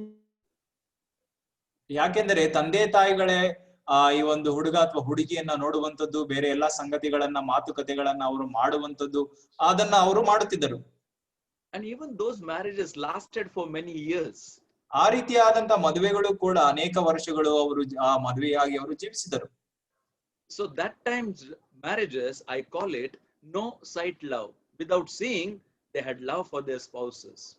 ಆ ರೀತಿಯಾಗಿ ಆಗುವಂತ ಮದುವೆಗೆ ನಾನು ಈ ರೀತಿಯಾಗಿ ತಿಳಿಸ್ತೇನೆ ಅಂದ್ರೆ ನೋಡದೇ ಇರುವಂತ ಒಂದು ಪ್ರೀತಿ ಎಂಬುದಾಗಿ. Number one, no sight love. ಮೊದಲನೇದಾಗಿ ನೋಡದೇ ಇರುವಂತ ಒಂದು ಪ್ರೀತಿ. Then came first sight love. ಅದಾದ ನಂತರ ಮೊದಲನೇ ಬಾರಿ ನೋಡಿದಂತ ನೋಟದ ಪ್ರೀತಿ. Oh, he is the only one for me. ಆತನೇ ನನಗೆ ನನ್ನ ಜೀವನ ಸಂಗಾತಿ. Oh, she can be the right person in my life. ಆಕೆ ಸರಿಯಾದಂತ ಒಂದು ಸಹಕಾರಿಣಿಯಾಗಿ ನನಗಿರುತ್ತಾಳೆ. So they say it is a first sight love. ಮೊದಲನೇ ನೋಟದಲ್ಲಿ ಆದಂತ ಒಂದು ಪ್ರೇಮ ಎಂಬುದಾಗಿ ತಿಳಿಸ್ತಾರೆ. So no sight love. ಯಾವ ಒಂದು ನೋಟ ಇಲ್ಲದೆ ಇರುವಂತ ಒಂದು ಪ್ರೇಮ. Then came first sight love. ಮೊದಲನೇ ನೋಟದಲ್ಲಿ ಆದಂತ ಪ್ರೇಮ ಎಂಬುದಾಗಿ ಎರಡನೇದಾಗಿ. What do we find today is known as the website love. ಮೂರನೇದಾಗಿ ಇವತ್ತು ನಾವು ನೋಡುವಂತದ್ದು ವೆಬ್ಸೈಟ್ ಲವ್ ಎಂಬುದಾಗಿ. Everybody is on the net, everybody is on the medias, everybody is chatting, finding out, discussing whether this person would be right for me. Website love. ಇವತ್ತು ಆಗುತ್ತಿರುವಂತದ್ದು ಏನೆಂದರೆ website ನಲ್ಲಿ ಆಗುತ್ತಿರುವಂತಹ ಪ್ರೇಮಗಳು, ಅವರು ಒಬ್ಬರಿಗೊಬ್ಬರು ಮಾತನಾಡಿಕೊಂಡು ಅವರು ಮುಂದಾಗುತ್ತಾರೆ. But which is right? When we consider Adam and Eve here, it is not the no sight love, first sight love or website love, it is God's sight love. ಯಾವ ಆದಾಮನಲ್ಲಿ ಆದಂತ ವಿಷಯವನ್ನ ನಾವು ನೋಡುವುದಾದರೆ ಯಾವುದು ಮೊದಲನೇ ನೋಟ ಅಥವಾ ನೋಡದೇ ಇರುವಂತದ್ದು ಅಥವಾ ವೆಬ್ಸೈಟ್ ಅಲ್ಲಿ ಯಾವುದು ಅಲ್ಲ, ದೇವರು ನೋಡಿದಂತ ಒಂದು ಮದುವೆ ಆಗಿದೆ. When first time Adam opened his eyes, he saw God. ಮೊದಲನೇದಾಗಿ ತನ್ನ ಕಣ್ಣುಗಳನ್ನ ಆತನು ತೆರೆದು ನೋಡುವಾಗ ಆತನು ದೇವರನ್ನ ಆತನು ನೋಡಿದನು. When first time Eve opened her eyes, she saw God. ಅವಳು ಕೂಡ ಆಕೆ ತನ್ನ ಕಣ್ಣುಗಳನ್ನ ತೆರೆದು ನೋಡುವಾಗ ದೇವರನ್ನ ಆಕೆ ನೋಡಿದಳು. So these two individuals who saw God first, or in other words, who knew God first, they were brought by God and made to be joined into this marital union. ಅದರ ಅರ್ಥ ಅವರಿಬ್ಬರು ಕೂಡ ಅವರು ದೇವರಿಗೆ ಮೊದಲನೇ ಸ್ಥಾನವನ್ನ ಕೊಡುವಂತರಾಗಿರುತ್ತಾರೋ ಅಂತವರನ್ನ ದೇವರು ಭೇಟಿ ಮಾಡಿಸಿ ಅವರನ್ನ ಒಂದು ಮಾಡಿದ್ದಾನೆ. That's why the principle more better explained in 2 Corinthians chapter 6 and verse 14 that a believer must marry a like-minded believer. ಆದ್ದರಿಂದಲೇ 2 ಕೊರಿಂಥ 6:14 ತಿಳಿಸುವಂತದ್ದು ಏನೆಂದರೆ ಈ ಮದುವೆಯಾಗುವವರಿಬ್ಬರು ಕೂಡ ಕರ್ತನಲ್ಲಿ ಒಂದೇ ಮನಸ್ಸುಳ್ಳವರಾಗಿರುವಂತ ವಿಶ್ವಾಸಿಗಳು ಅವರಾಗಿರಬೇಕು. See, for all other 8 things that we saw, ಬೇರೆ ಎಲ್ಲ 8 ಸಂಗತಿಗಳನ್ನು ನಾವು ನೋಡುವಾಗ everybody want to enjoy within the garden. ಅವರೆಲ್ಲರೂ ಕೂಡ ಆ ಒಂದು ಎಲ್ಲೆಯಲ್ಲಿ ಅಥವಾ ವನದಲ್ಲಿ ಅವರು ಆನಂದಿಸಬೇಕೆಂಬುದಾಗಿತ್ತು. But when it comes to finding out the life partner, they step out of the garden, step out of the fence. ಆದರೆ ಜೀವನ ಸಂಗಾತಿಯನ್ನ ಹುಡುಕುವುದಕ್ಕೆ ಅವರು ಹೋಗುವಾಗ ಅವರು ಬೇಲಿಯನ್ನ ದಾಟಿ ಎಲ್ಲೆಯನ್ನ ದಾಟಿ ಅವರು ಹುಡುಕುವವರಾಗಿದ್ದಾರೆ. When you go by faith, let me ask you one simple question. You tell me, faith or sight, who can do better in finding out a right life partner for oneself? ನೀವು ಈ ಒಂದು ಪ್ರಶ್ನೆಯನ್ನ ನಾನು ಕೇಳುವವನಾಗಿದ್ದೇನೆ. ನಂಬಿಕೆಯಿಂದಲೋ ಅಥವಾ ನೋಟದಿಂದಲೋ ಯಾವುದು ಸರಿಯಾಗಿ ನಮಗೆ ಹೊಂದುವಂತದ್ದಾಗಿದೆ? ನೀವೇ ಹೇಳಿರಿ, ನಂಬಿಕೆಯೋ ನೋಟವೋ? Who can do better, I or God? ನಾನು ಸರಿಯಾದಂತ ಕೆಲಸವನ್ನ ಮಾಡುತ್ತೇನೋ ಅಥವಾ ದೇವರು ಆತನು ಸರಿಯಾದಂತ ಕೆಲಸವನ್ನ ಮಾಡುತ್ತಾನೋ? Believe me, God who knows past, present, and future, can do the best in the plan that He has to be fulfilled in and through your life and my life. ನನ್ನನ್ನು ನಂಬಿರಿ, ನಾನು ಹೇಳುವುದೇನೆಂದ್ರೆ ದೇವರು ಆತನು ಭೂತ ಭವಿಷ್ಯತ್ತು ಪ್ರಸ್ತುತವನ್ನ ಅರಿತಿರುವಂತವನು, ಎಲ್ಲವನ್ನ ಸರಿಯಾಗಿ ಆತನೇ ಮಾಡುವುದಕ್ಕೆ ಶಕ್ತನಾಗಿದ್ದಾನೆ. That's why how many times we have said that verse, Jeremiah 29:11. I know the thoughts that I think towards you, thoughts of peace and not of evil, to bring you to an expected end. ಆದ್ದರಿಂದಲೇ ನಾವು ಅನೇಕ ಬಾರಿ ಯೆರೆಮೀಯ 29:11 ನಾವು ದೇವರು ತಿಳಿಸುವ ಪ್ರಕಾರವೇ ಇವರಿಗೆ ಗತಿಯಾಗಲು ನಿರೀಕ್ಷೆ ಇರಲಿ ಎಂದು ನಾನು ನಿಮ್ಮ ವಿಷಯದಲ್ಲಿ ಮಾತಾಡಿಕೊಳ್ಳುತ್ತಿರುವಂತಹ ಆಲೋಚನೆಗಳನ್ನ ನಾನೇ ಬಲ್ಲೆನು, ಅವು ಅಹಿತವಾದಂತ ಆಲೋಚನೆಗಳಲ್ಲ, ಹಿತದ ಯೋಚನೆಗಳೇ. When you depend upon God, God will certainly do something which is good for you to fulfill His plans and purposes, and they are a blessing for us in our marital life. ನಾವು ಈ ರೀತಿಯಾಗಿ ನಂಬಿಕೆಯಿಂದ ದೇವರು ತಾನೇ ಒದಗಿಸುವಂತದ್ದನ್ನ ನಾವು ಎದುರು ನೋಡುವರಾದರೆ ಅದರಲ್ಲಿ ಆಶೀರ್ವಾದಕವಾದಂತಹ ಜೀವಿತವನ್ನ ನಾವು ಜೀವಿಸುವಂತದ್ದಾಗಿರುತ್ತದೆ. Now the next question comes before us is, why do people get married? ಇನ್ನೊಂದು ಪ್ರಶ್ನೆ ನಮಗೆ ಬರುವಂತದ್ದು ಏನೆಂದರೆ, ಈಗ ಮದುವೆ ಜನರು ಯಾಕೆ ಆಗುತ್ತಾರೆ ಎಂಬುದಾಗಿ. In the generation today, we should have been touching the things that are happening around us.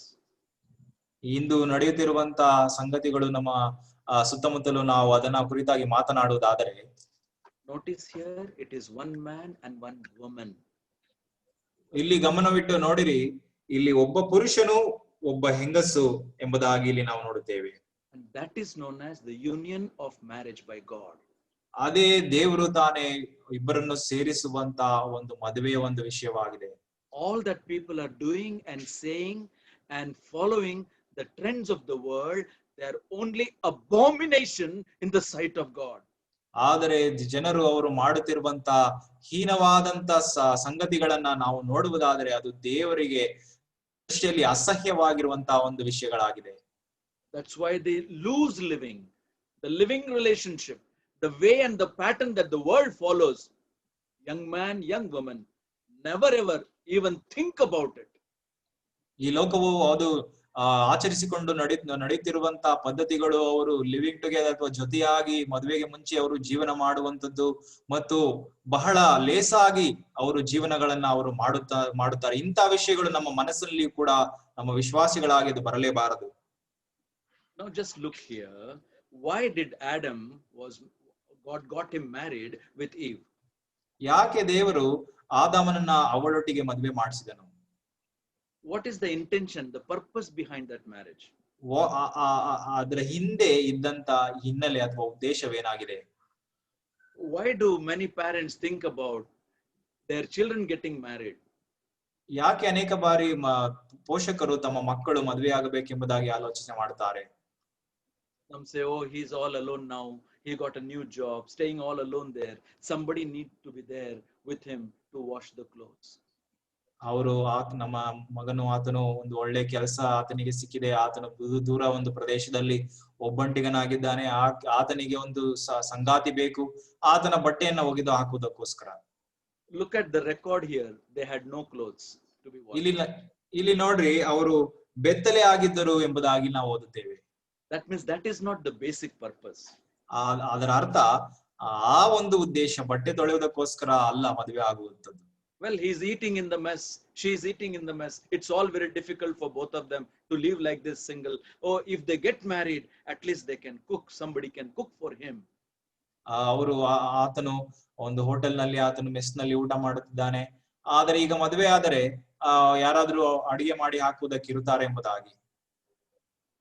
Well, they had nothing to be cooked there. God has provided for them. ಅಲ್ಲಿ ಏನನ್ನು ಅಡಿಗೆ ಮಾಡಬೇಕಾಗಿರಲಿಲ್ಲ, ದೇವರು ತಾನೇ ಎಲ್ಲವನ್ನು ಒದಗಿಸಿ ಇಟ್ಟಿದ್ದನು. So now children are grown up and they should be married because, to take care of their old parents. ಅಲ್ಲಿ ಇವರು ಅನೇಕ ಬಾರಿ ಅನೇಕರು ಈ ರೀತಿಯಾಗಿ ನೆನೆಸ್ತಾರೆ, ತಂದೆ ತಾಯಿಗಳಿಗೂ ವಯಸ್ಸಾಗ್ತಾ ಬಂತು, ಅವರನ್ನ ನೋಡಿಕೊಳ್ಳುವುದಕ್ಕೆ ಇವರು ಮದುವೆ ಮಾಡಿಕೊಳ್ಳಬೇಕೆಂಬುದಾಗಿ. They had no parents there. ಅಲ್ಲಿ ಯಾವ ಒಂದು ಪೋಷಕರು ಆದಾಮ ಅವಳಿಗೆ ಇರಲಿಲ್ಲ. What are we learning here is, by saying this, these are requirement of us today, no doubt in it.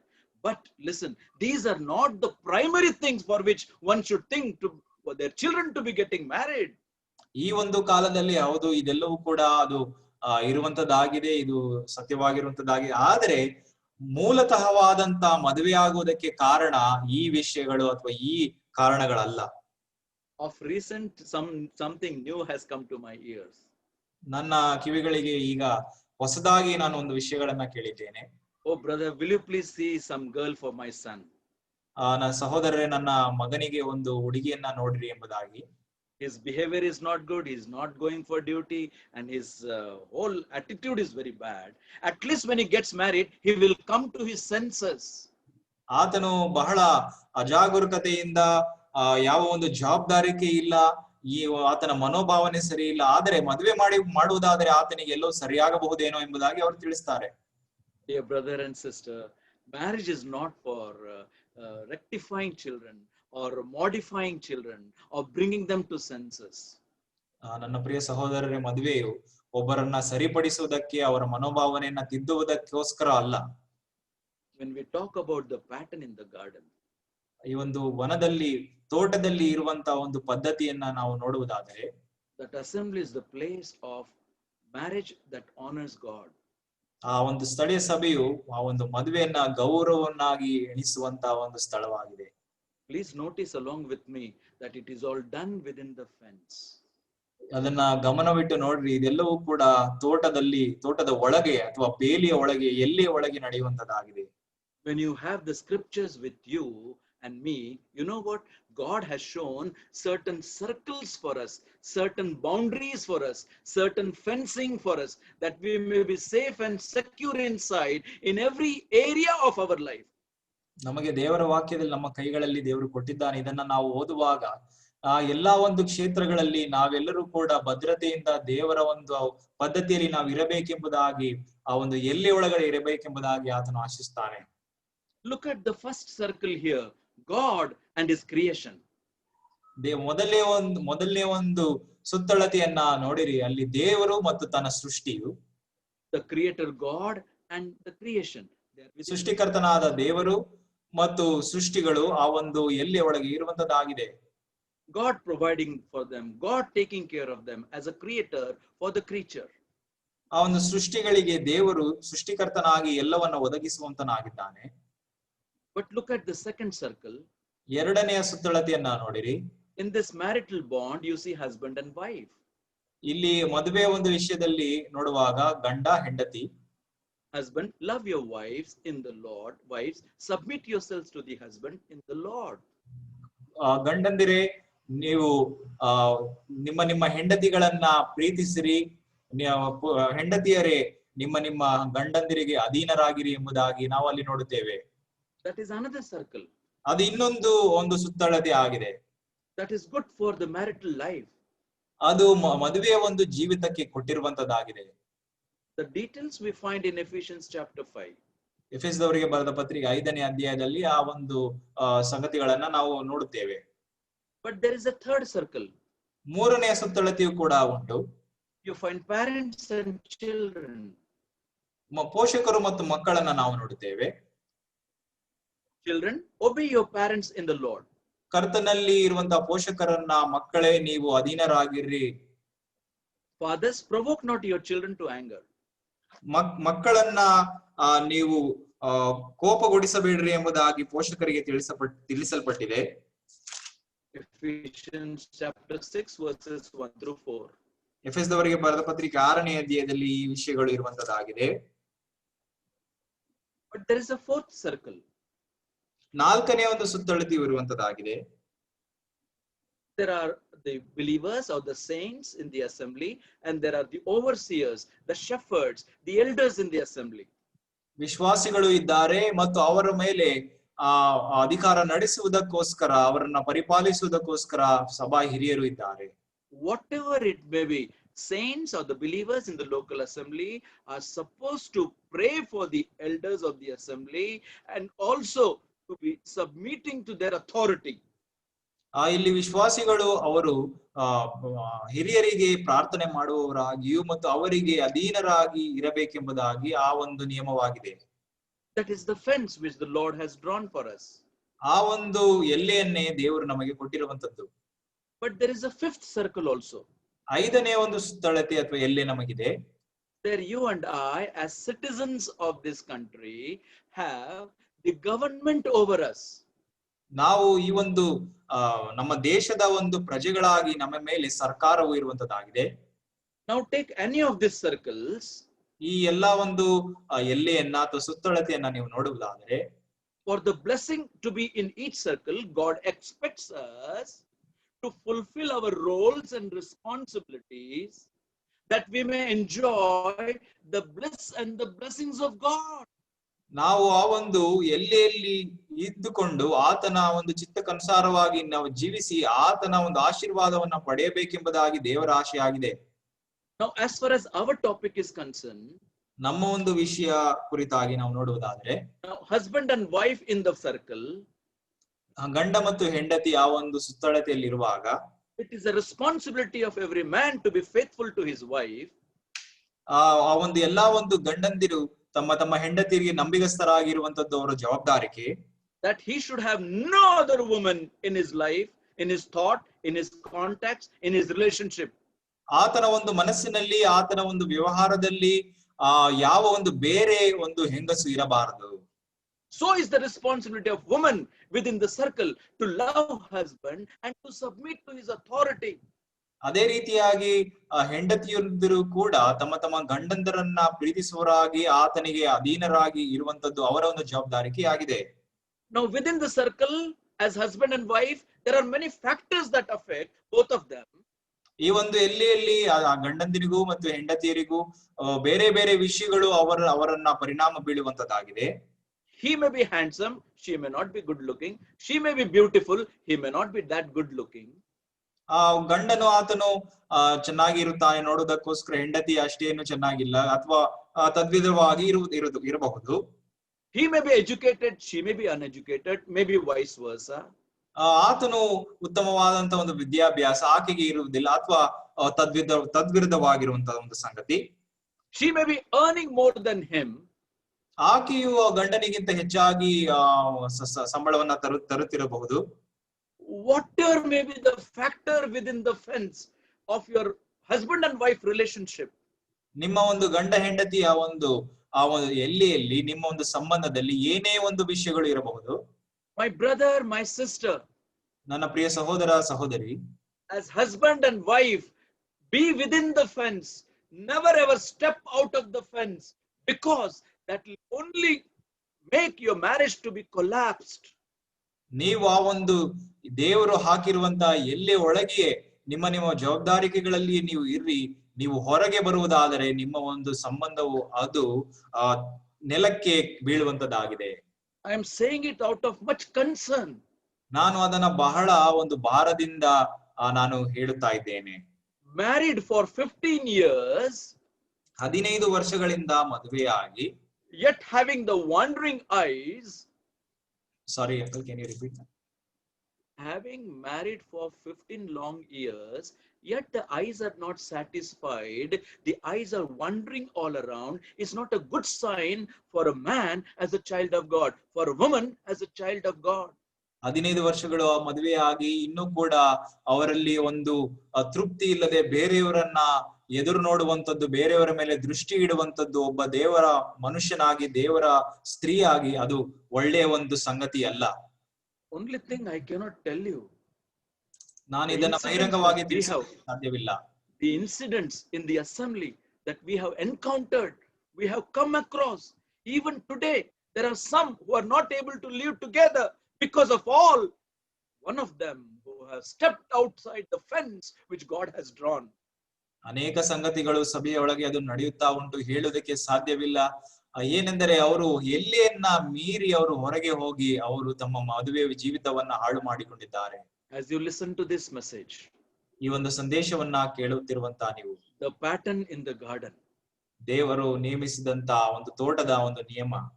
After this class, ಈ ಒಂದು ಸಂದೇಶ ಮುಗಿದ ನಂತರ, as husband and wife hold your hands, ಗಂಡ ಹೆಂಡತಿಯಾಗಿ ನಿಮ್ಮ ಕೈಗಳನ್ನ ನೀವು ಜೋಡಿಸಿಕೊಂಡು kneel down before God, ದೇವರ ಮುಂದೆ ಮೊಣಕಾಲೂರಿ, and revise your vows that you took in front of God, in front of the congregation, and that you have made a commitment to one another to live a lifelong relationship without any conditions.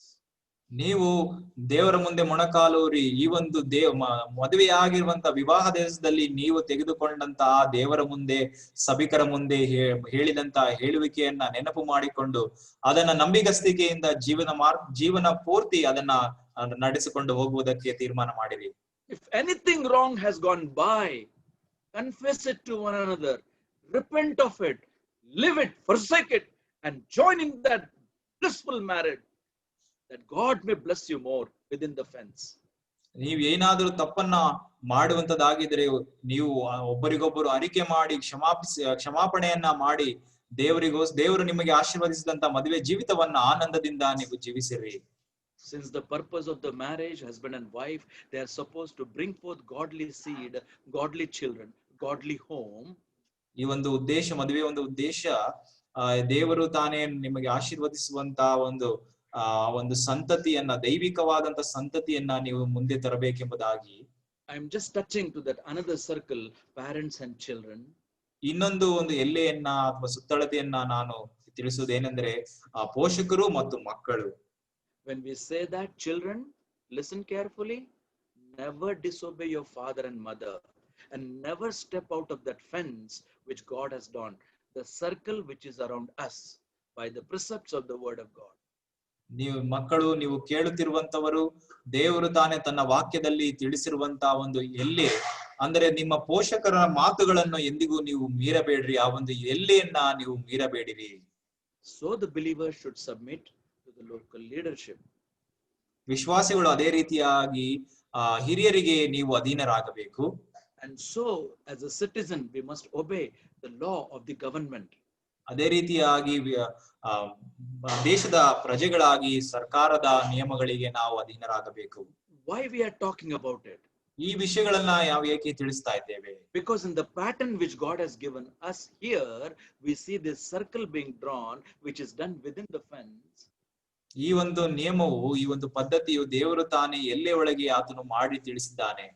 Remember that young man who stepped outside the fence and he thought he can become great, big and rich. He took his portion, left his father, went into a far country. ಈ ಒಬ್ಬ ಯವನಸ್ಥನನ್ನ ನೀವು ಜ್ಞಾಪಕ ಮಾಡಿಕೊಳ್ಳ್ರಿ. ಆತನು ಏನೋ ಒಂದು ಸಾಧಿಸಬೇಕೆಂಬುದಾಗಿ ತನ್ನ ತಂದೆಯ ಮನೆಯಿಂದ ಒಂದು ಆಸ್ತಿಯಲ್ಲಿ ಪಾಲುವನ್ನ ತೆಗೆದುಕೊಂಡು ದೂರ ದೇಶಕ್ಕೆ ಆತನು ಹೋದನು. Luke 15 will tell you 15 conditions that happened to him. 15ನೇ ಅಧ್ಯಾಯ ಲೂಕನ ಬರೆದ ಸುವಾರ್ತೆಯಲ್ಲಿ ಆತನಿಗೆ ಆದಂತ 15 ಸಂಗತಿಗಳನ್ನ ಅಲ್ಲಿ ನಾವು ನೋಡಬಹುದಾಗಿದೆ. Until he came to his senses, thought about his father, thought what he will say, and returned back to the house. ಆ ಒಬ್ಬ ಮನುಷ್ಯನಿಗೆ ತಿರುಗಿ ಆತನ ಒಂದು ಬುದ್ಧಿ ಆತನಿಗೆ ಬಂದಾಗ, ತನ್ನ ತಂದೆಯ ಕುರಿತಾಗಿ ಆತನ ಆಲೋಚನೆ ಮಾಡಿ, ಆತನನ್ನು ಏನು ತಿಳಿಸ್ತಾನೆ ಎಂಬುದಾಗಿ ಆತನ ಆಲೋಚನೆ ಮಾಡಿ ತಿರುಗಿ ತಂದೆ ಮನೆಗೆ ಬರುವಾಗ, as soon as he was there at the boundary of that fence or the circle and he was ready to step inside, delightful father was ready to welcome him with all joy. ಆ ಒಂದು ಎಲ್ಲೆಯಲ್ಲಿ ಇನ್ನೇನು ಕಾಲಿಡಬೇಕೆಂಬುದಾಗಿ ಆತನು ಮರಳಿ ತಂದೆಯ ಮನೆಗೆ ಬರುವಾಗ, ತಂದೆ ಆತನು ಬಹಳ ಸಂತೋಷದಿಂದ ಆತನನ್ನು ಅಪ್ಪಿಕೊಂಡು ಮುದ್ದಿಟ್ಟು ತನ್ನನ್ನು ಸ್ವೀಕರಿಸುವುದನ್ನ ನಾವು ನೋಡಬಹುದಾಗಿದೆ. There are beautiful lessons in that passage. ಅನೇಕ ಸುಂದರವಾದಂತ ವಿಷಯಗಳು ಆ ಒಂದು ಅಧ್ಯಾಯದಲ್ಲಿ ಇರುವಂತದ್ದಾಗಿದೆ. Blessings are only within the circle. ಆಶೀರ್ವಾದವು ಎಲ್ಲೆಯ ಒಳಗಡೆಯೇ ಇರುತ್ತದೆ. You look at Psalm 133. 133ನೇ ಕೀರ್ತನೆಯನ್ನ ನೀವು ನೋಡುವುದಾದ್ರೆ, only 3 verses. Sorry brother, only 3 verses. ಮೂರೇ ವಚನಗಳು. Behold how good and how pleasant it is for brethren to dwell together in unity. ಸಹೋದರರು ಒಟ್ಟಾಗಿರುವಂತದ್ದು ಎಷ್ಟೋ ರಮ್ಯವಾಗಿರುವಂತದ್ದಾಗಿದೆ ಎಂಬುದಾಗಿ ಅಲ್ಲಿ ತಿಳಿಸಲ್ಪಟ್ಟಿದೆ. Then 2 metaphors are used. ಮತ್ತು 2 ರೂಪಕಾಲಂಕಾರ ಪದಗಳನ್ನ ನಾವಲ್ಲಿ ನೋಡ್ತೇವೆ. And the sense of that sentence within the when it is done within the circle, the answer is given in verse 3, the last part. And there Listen, and there the Lord God commanded his blessings. ಅಲ್ಲಿ ಆ ರೀತಿಯಾಗಿ ಆ ಒಂದು ಸುತ್ತಳತೆಯಲ್ಲಿ ಎಲ್ಲಿಯೊಳಗೆ ನಾವು ಇರುವಂತದ್ದಾಗಿದ್ದರೆ ನಾವು ಆ ಒಂದು ಅಲ್ಲಿ ಅಥವಾ ಅಲ್ಲಿ ಆ ಒಂದು ಸ್ಥಳದಲ್ಲಿ ಆಶೀರ್ವಾದವು ಜೀವವು ಇರಬೇಕೆಂಬುದಾಗಿ ಯೆಹೋವನು ಆಜ್ಞಾಪಿಸಿದ್ದಾನೆ. My brother, my sister, how important it is for you and for me to adopt, to be within the circle, be in it and be blessed. ಯಾವ ರೀತಿಯಾಗಿ ನಾವು ಎಲ್ಲೇ ಒಳಗಡೆ ಇದ್ದು ನಾವು ದೇವರ ಆಶೀರ್ವಾದವನ್ನ ಪಡೆಯಬೇಕೆಂಬುದಾಗಿ ದೇವರು ನಮಗೆ ಇದನ್ನೆಲ್ಲ ಕೊಟ್ಟಿದ್ದಾನೆ. Now finding the lost rib for some has become a matter of business. ಈ ಒಂದು ಕಳೆದು ಹೋಗಿರುವಂತ ಅಥವಾ ಇಲ್ಲದೆ ಇರುವಂತಹ ಒಂದು ಎಲುಬನ್ನ ಹುಡುಕುವಂತದ್ದು ಒಬ್ಬರಿಗೆ ಒಂದು ವ್ಯವಹಾರವಾಗಿ ಆಗಿದೆ. The best way, if you are a young man and young woman waiting for your life partner, right now start praying for the right partner from God for you. ನೀವು ಆ ಒಂದು ಸಂಗಾತಿಯನ್ನ ನೀವು ಎದುರು ನೋಡುವವರಾಗಿರುವಂತಹ ಪ್ರಿಯರು ನೀವು ಆಗಿದ್ದರೆ ದೇವರ ಮುಂದೆ ನೀವು ಪ್ರಾರ್ಥನೆಯಲ್ಲಿ ನೀವು ಸಮಯವನ್ನ as parents and as family depend upon God and make it a priority of prayer. ಪೋಷಕರಾಗಿಯೂ ಕೂಡ ನೀವು ಅವರಿಗೋಸ್ಕರ ಜೀವನ ಸಂಗಾತಿಗೋಸ್ಕರ ಒಂದು ಮುಖ್ಯವಾಗಿ ಈ ವಿಷಯವನ್ನ ಪ್ರಾರ್ಥನೆಯಲ್ಲ ನೀವು ಇಡ್ರಿ. Tell to the local assembly as a matter of prayer without any hesitation. ಯಾವ ಒಂದು ಮುಜುಗರವಿಲ್ಲದೆ ಸ್ಥಳೀಯ ಸಭೆಯಲ್ಲಿ ಇದನ್ನ ತಿಳಿಸಿರಿ. Believe me, because of having followed these principles and practices, I have seen many good young men, good young women getting properly married and making a good Christian home today. ಈ ರೀತಿಯಾದಂತಹ ನಿಯಮಗಳನ್ನ ಪದ್ಧತಿಗಳನ್ನ ತೆಗೆದುಕೊಂಡು ಅವರು ಜೀವಿಸುವಾಗ ಅವರ ಒಂದು ಆಶೀರ್ವಾದವಾಗಿ ಅವರು ಜೀವಿಸುತ್ತಾರೆ ಮತ್ತು ದೇವರಿಗೋಸ್ಕರ ಅವರು ಜೀವಿಸ್ತಾ ಇದ್ದಾರೆ. As far as you are concerned and living in this world, young man and young woman, remember to maintain your virginity. ನೀವು ಯವನಸ್ಥರಾಗಿ ಈ ಲೋಕದಲ್ಲಿ ನೀವು ಜೀವಿಸುವಾಗ ನಿಮ್ಮ ಆ ಒಂದು ಕನ್ಯಾವಸ್ಥೆಯನ್ನ ನೀವು ಕಾಪಾಡಿಕೊಳ್ಳಿರಿ. Reserve it, keep it, protect it until the day of your marriage. ಆ ಒಂದು ಮದುವೆ ಆಗುವಂತ ದಿವಸದವರೆಗೆ ಅದನ್ನ ನೀವು ಕಾಪಾಡಿಕೊಳ್ಳಿರಿ. And when I say that, make sure that you are not defiled. Make sure that you are not defiling anybody else. ನೀವು ಈ ರೀತಿಯಾಗಿ ಜೀವಿಸುವಾಗ ನಿಮ್ಮನ್ನ ನೀವು ಹಾಳು ಮಾಡಿಕೊಳ್ಳದೇ ಇರುವ ಹಾಗೆಯೂ ಮತ್ತು ಇತರರನ್ನ ಹಾಳು ಮಾಡದೇ ಇರುವ ಹಾಗೆಯೂ ನೋಡಿಕೊಳ್ಳಿರಿ. The flirting, the friendship, the courtship, the what all that they have these days, make sure that your circle, your boundaries are intact as far as your sanctity of your personal life is concerned. ನಿಮ್ಮ ಒಂದು ಗೆಳೆತನ, ನಿಮ್ಮ ಒಂದು ಯಾವ ರೀತಿಯಾದಂತಹ ಒಡನಾಟ ಇತರರೊಟ್ಟಿಗೆ ಇರುವಾಗ ನಿಮ್ಮ ಒಂದು ಪರಿಶುದ್ಧತೆಯನ್ನ, ನಿಮ್ಮ ಒಂದು ಎಲ್ಲೆಯನ್ನ ನೀವು ಕಾಪಾಡಿಕೊಳ್ಳಿರಿ. Why do I say that? ಇದನ್ನ ನಾನು ಯಾಕೆ ಹೇಳುತ್ತಾ ಇದ್ದೇನೆ? Because if you flirt around and if you make a fun of all this and turn a deaf ear and blind eye to the teaching of the pattern of the word of God, ನೀವು ಈ ವಿಷಯಗಳಿಗೋಸ್ಕರ ನೀವು ಇದನ್ನ ಕೇಳದೆಯೂ ನೋಡದೆಯೂ ಇದನ್ನ ತಿರಸ್ಕಾರ ಮಾಡುವಂತೆ ನೀವು ನಿಮ್ಮ ಇಷ್ಟ ಬಂದ ಹಾಗೆ ನೀವು ಜೀವಿಸುವುದಾದ್ರೆ, if you defile somebody, listen, don't expect anything more than a defiled one coming into your life. ನೀವು ಇತರರನ್ನ ನೀವು ಹಾಳು ಮಾಡುವುದಾದರೆ ನೀವು ಅದಕ್ಕಿಂತ ಹೆಚ್ಚಾಗಿ ಏನು ಅಪೇಕ್ಷೆ ಮಾಡಬೇಡ್ರಿ. ಹಾಳು ಆಗಿರುವವರೇ ನಿಮಗೆ ಬರುವಂತದ್ದು. It's my responsibility to tell you. That's why with much concern and love, with much prayer and burden, asking you to make this pattern to be followed in your Christian life. ಆದುದರಿಂದ ನಾನು ನಿಮಗೆ ಕೈ ಜೋಡಿಸಿ ಬಹಳ ಒಂದು ಕನ್ಸರ್ನಿಂದ ನಿಮಗೆ ತಿಳಿಸುವುದೇನೆಂದರೆ ಈ ರೀತಿಯಾಗಿ ಜೀವನವನ್ನ ನೀವು ಮಾಡಬೇಡ್ರಿ ಎಂಬುದಾಗಿ. Will you be able to pray such a prayer before God? ಆ ರೀತಿಯಾಗಿ ನೀವು ಪ್ರಾರ್ಥನೆಯಲ್ಲಿ ನೀವು ನಿಮ್ಮ ಜೀವನವನ್ನ ನೀವು ಜೀವಿಸುವುದಕ್ಕೆ ಸಾಧ್ಯವೋ? Just make a prayer like this. Lord, even if I am not married, yet I will not go against thy word, against thy pattern.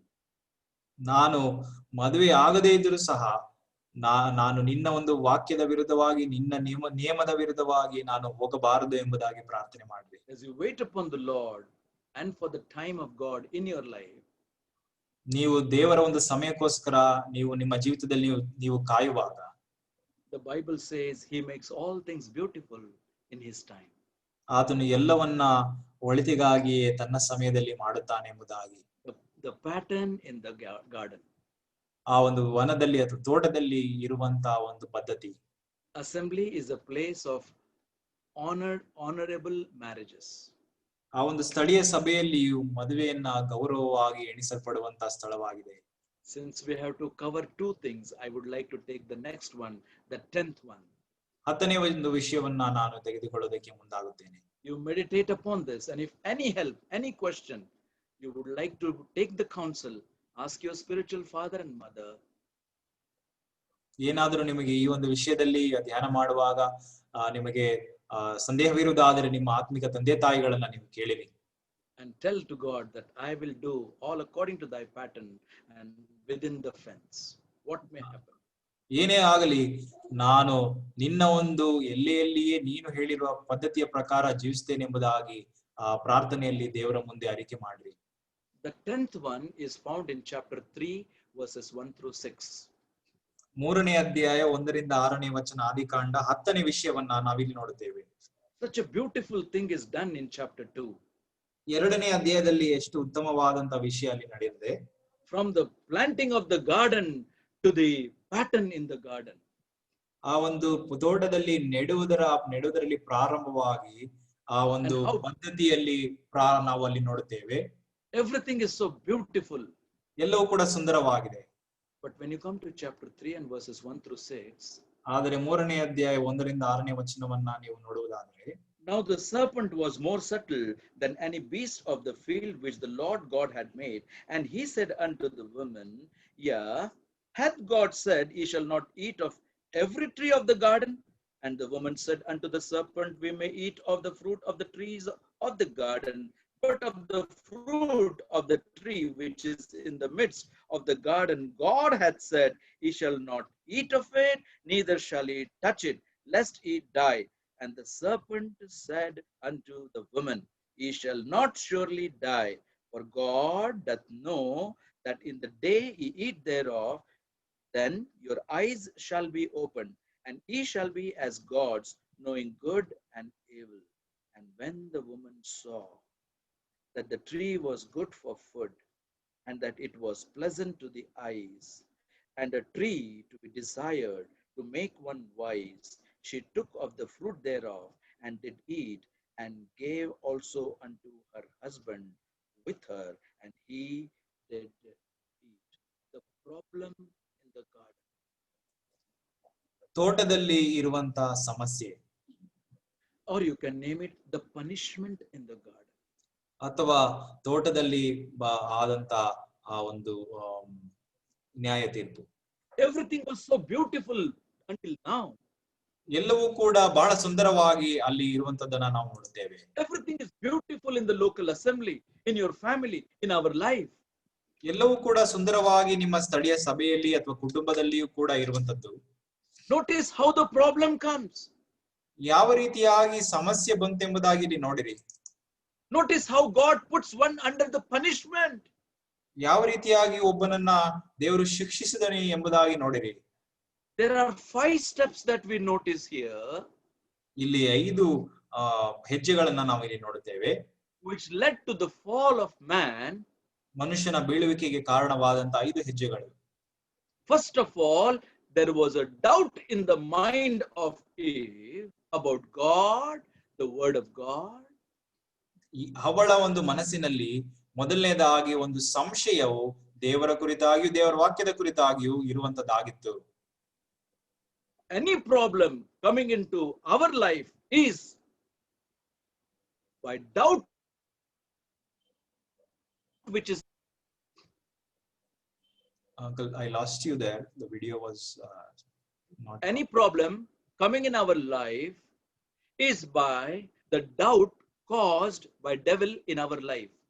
ನಮ್ಮ ಒಂದು ಜೀವಿತದಲ್ಲಿ ಬರುವಂತಹ ಒಂದು ಸಮಸ್ಯೆಯು ಅದು ದೇವರ ಮೇಲಿರುವಂತಹ ಒಂದು ಸಂಶಯವನ್ನ ಸೈತಾನನು ಆತನು ತರುವಂತಹ ಒಂದು ವಿಷಯದಿಂದ ಆಗುವಂತದಾಗಿದೆ.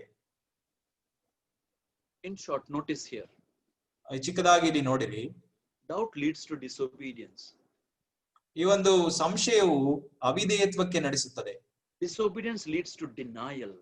ಅವಿಧೇಯತ್ವವು ದೇವರನ್ನ ಅಲ್ಲಗಳೆಯುವಂತದ್ದ ಮಾಡುತ್ತದೆ. Denial led to death.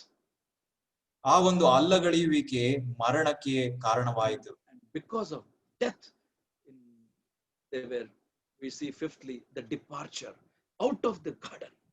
ಆ ಒಂದು ಮರಣ ಬಂತು ಮತ್ತು ಆ ಮರಣದಿಂದ ಅವರು ಆ ಒಂದು ತೋಟದಿಂದ ಹೊರಗೆ ಹೋಗಬೇಕಾದಂತ ಸ್ಥಿತಿಗೆ ಬಂತು. So many doubts creeping in the minds of men and women, whether it is marital life or whether it is assembly life. ಅನೇಕ ಸಹೋದರ ಮನಸ್ಸಿನಲ್ಲಿ ಅನೇಕ ಸಂಶಯಗಳು ಅವರ ಒಂದು ಕುಟುಂಬ ಜೀವಿತವಾಗಲಿ ಸಭೆಯ ಒಂದು ಜೀವಿತದಲ್ಲಾಗಲಿ. Remember, doubt leads to disobedience. Disobedience leads to denial. Denial leads to death, and death leads to departure.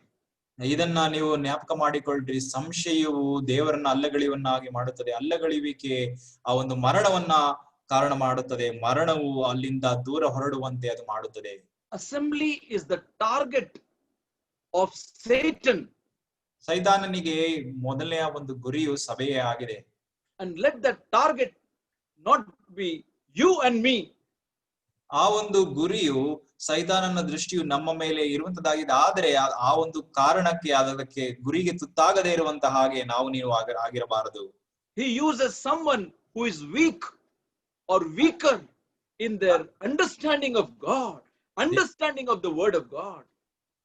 ದೇವರ ಕುರಿತಾಗಿಯೂ ದೇವರ ವಾಕ್ಯದ ಕುರಿತಾಗಿ ಇರುವಂತಹ ಬಲಹೀನತೆಯಲ್ಲಿ ಇರುವಂತವರನ್ನೇ ಆತನು ಆಕ್ರಮಿಸುವಂತನಾಗಿದ್ದಾನೆ. What did God say? God said, you shall not eat of it. God never said, you shall not touch.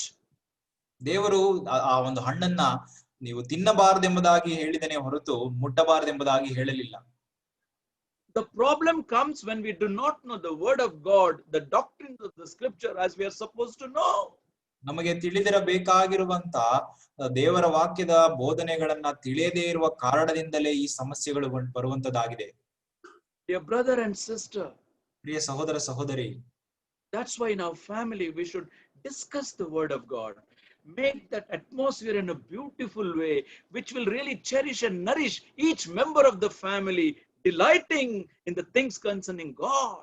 ಆದ್ದರಿಂದ ಈ ಒಂದು ದೇವರ ವಾಕ್ಯವನ್ನ ಕೇಂದ್ರವಾಗಿಟ್ಟುಕೊಂಡು ಅದು ನಮಗೆ ಪೋಷಿಸುವಂತ, ನಮಗೆ ಆ ಒಂದು ಊಟವನ್ನ ಬಡಿಸುವ ಹಾಗೆ ಅದು ನಮ್ಮನ್ನ ಆಶೀರ್ವಾದದಲ್ಲಿ ಅದು ನಡೆಸುವಂತದಾಗಿದೆ. Exactly the same thing happened in the church at Corinth. ಅದೇ ರೀತಿಯಾಗಿ ಒಂದು ಕೊರಿಂಥ ಸಭೆಯಲ್ಲಿ ನಡೆದಂತದ್ದು. All problems, all doubts, all sins of abomination among them. ಎಲ್ಲ ಒಂದು ಸಮಸ್ಯೆಗಳು, ಎಲ್ಲ ಒಂದು ಸಂಶಯಗಳಿಂದಲೇ ಅಲ್ಲಿ ಅಸಹ್ಯವಾದಂತ ತೊಂದರೆಗಳು ಇರುವಂತದ್ದನ್ನ ನಾವು ನೋಡಬಹುದು.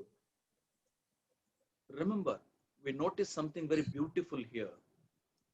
ಒಂದು ಸುಂದರವಾದಂತ ಸಂಗತಿಯನ್ನ ನಾವಿಲ್ಲಿ ನೋಡುತ್ತೇವೆ, ಅದನ್ನ ಗಮನಿಸಿರಿ. That is the powerful tool of Satan. ಇದು ಸೈತಾನನ ಒಂದು ಮುಖ್ಯವಾದಂತ ಒಂದು ಆಯುಧವಾಗಿದೆ.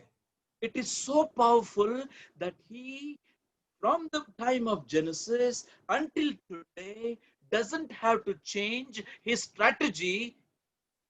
ಈ ಒಂದು ಆದಿಕಾಂಡದಲ್ಲಿ ನಡೆದಂತ ಒಂದು ಸಮಯದಿಂದ ಈ ಒಂದು ಸಮಯದವರೆಗೂ ತನ್ನ ಒಂದು ತಂತ್ರೋಪಾಯವನ್ನ ಆತನು ಬದಲಾವಣೆ ಮಾಡದೆ ಇರುವ ಹಾಗಿರುವಂತ ಒಂದು ಬಲವಾದಂತ ಆಯುಧವನ್ನ ಆತನು ಇಟ್ಟುಕೊಂಡಿದ್ದಾನೆ. It's a very powerful strategy. It's a very powerful tool that he employed in Genesis chapter 3 and verse 6. 3ನೇ ಅಧ್ಯಾಯ 6ನೇ ವಚನ ಆದಿಕಾಂಡದಲ್ಲಿ ಆ ಸೈತಾನನು ಉಪಯೋಗಿಸಿಕೊಂಡಂತ ಬಲವಾದಂತ ಉಪಕರಣವನ್ನ ನಾವಲ್ಲಿ ನೋಡುತ್ತೇವೆ. It is put into 3 words. 3 ವಚನಗಳ 3 ಪದಗಳಲ್ಲಿ ಅದು ತಿಳಿಸಲ್ಪಟ್ಟಿದೆ. The lust of the eyes, ಅದು ಕಣ್ಣಿನ ಒಂದು ಆಶೆ, the lust of the flesh, ಆ ಒಂದು ಶರೀರದ ಆಶೆ, and the pride of life. ಮತ್ತು ಬದುಕು ಬಾಳಿನ ಡಂಬ. He employed these 3 things in Genesis 3. ಈ 3 ಸಂಗತಿಗಳನ್ನ ಆದಿಕಾಂಡ 3ನೇ ಅಧ್ಯಾಯದಲ್ಲಿ ಆತನು ಬರಮಾಡಿದ್ದನು. And the first man and his wife, they fell prey to that. ಈ ಒಂದು ಮೂರು ವಿಷಯಗಳಿಗೆ ಮೊದಲನೇ ಆದಾಮನು ಹವ್ವಳು ಅವರು ಬಿದ್ದು ಹೋದರು. So God in his mercy sent second man, the last Adam. ದೇವರು ತನ್ನ ಕರುಣೆಯ ನಿಮಿತ್ತವಾಗಿ ತನ್ನ ಕುಮಾರನನ್ನೇ ಕೊನೆಯ ಆದಾಮನನ್ನಾಗಿ ಆತನು ಈ ಲೋಕಕ್ಕೆ ಕಳಿಸಿದನು. Second man and the last Adam, ಎರಡನೆಯ when he came into this world, ಎರಡನೆಯ ಮನುಷ್ಯನು Matthew's Gospel chapter, ಎರಡನೆಯ Matthew's Gospel chapter, ಆದಾಮನು ಆತನು ಈ ಲೋಕಕ್ಕೆ ಬಂದಾಗ in Matthew's Gospel chapter 4, he employed the same three things with him also. 4ನೇ ಅಧ್ಯಾಯ ಮತ್ತಾಯನ ಸುವಾರ್ತೆಯಲ್ಲಿ ಅದೇ ಮೂರು ಸಂಗತಿಗಳನ್ನ ಉಪಕರಣಗಳನ್ನ ಈತನ ವಿರುದ್ಧವಾಗಿ ಸೈತಾನನು ಉಪಯೋಗಿಸಲಿಕ್ಕೆ ಬಂದಾಗ The first man failed, but the second man, the Lord from heaven, the last Adam, was victorious. ಮೊದಲನೆಯ ಒಂದು ಮನುಷ್ಯನು ಆತನು ಬಿದ್ದು ಹೋದನು, ಆದ್ರೆ ಎರಡನೆಯ ಮನುಷ್ಯನು ಕೊನೆಯ ಆದಾಮನು ಪರಲೋಕದಿಂದ ಬಂದಂತ ಕರ್ತನು ಆತನು ಜಯಬೇರನಾಗಿದ್ದನು. Sin and death came because of this first man. ಮೊದಲನೇ ಒಂದು ಮನುಷ್ಯನ ಮುಖಾಂತರ ಪಾಪವು ಅದರಿಂದ ಮರಣವು ಬಂತು. That's why came the second man, the last Adam. Sorry uncle. That's why the second man, the last Adam, came into this world. ಆ ಒಂದು ಕಾರಣದಿಂದಲೇ ಕೊನೆಯ ಆದಾಮನು ಎರಡನೆಯ ಮನುಷ್ಯನ ಈ ಲೋಕಕ್ಕೆ ಬರಬೇಕಾಗಿ ಬಂತು. He took your sin, my sin upon himself. He paid the penalty of our death in his own body on the cross of Calvary.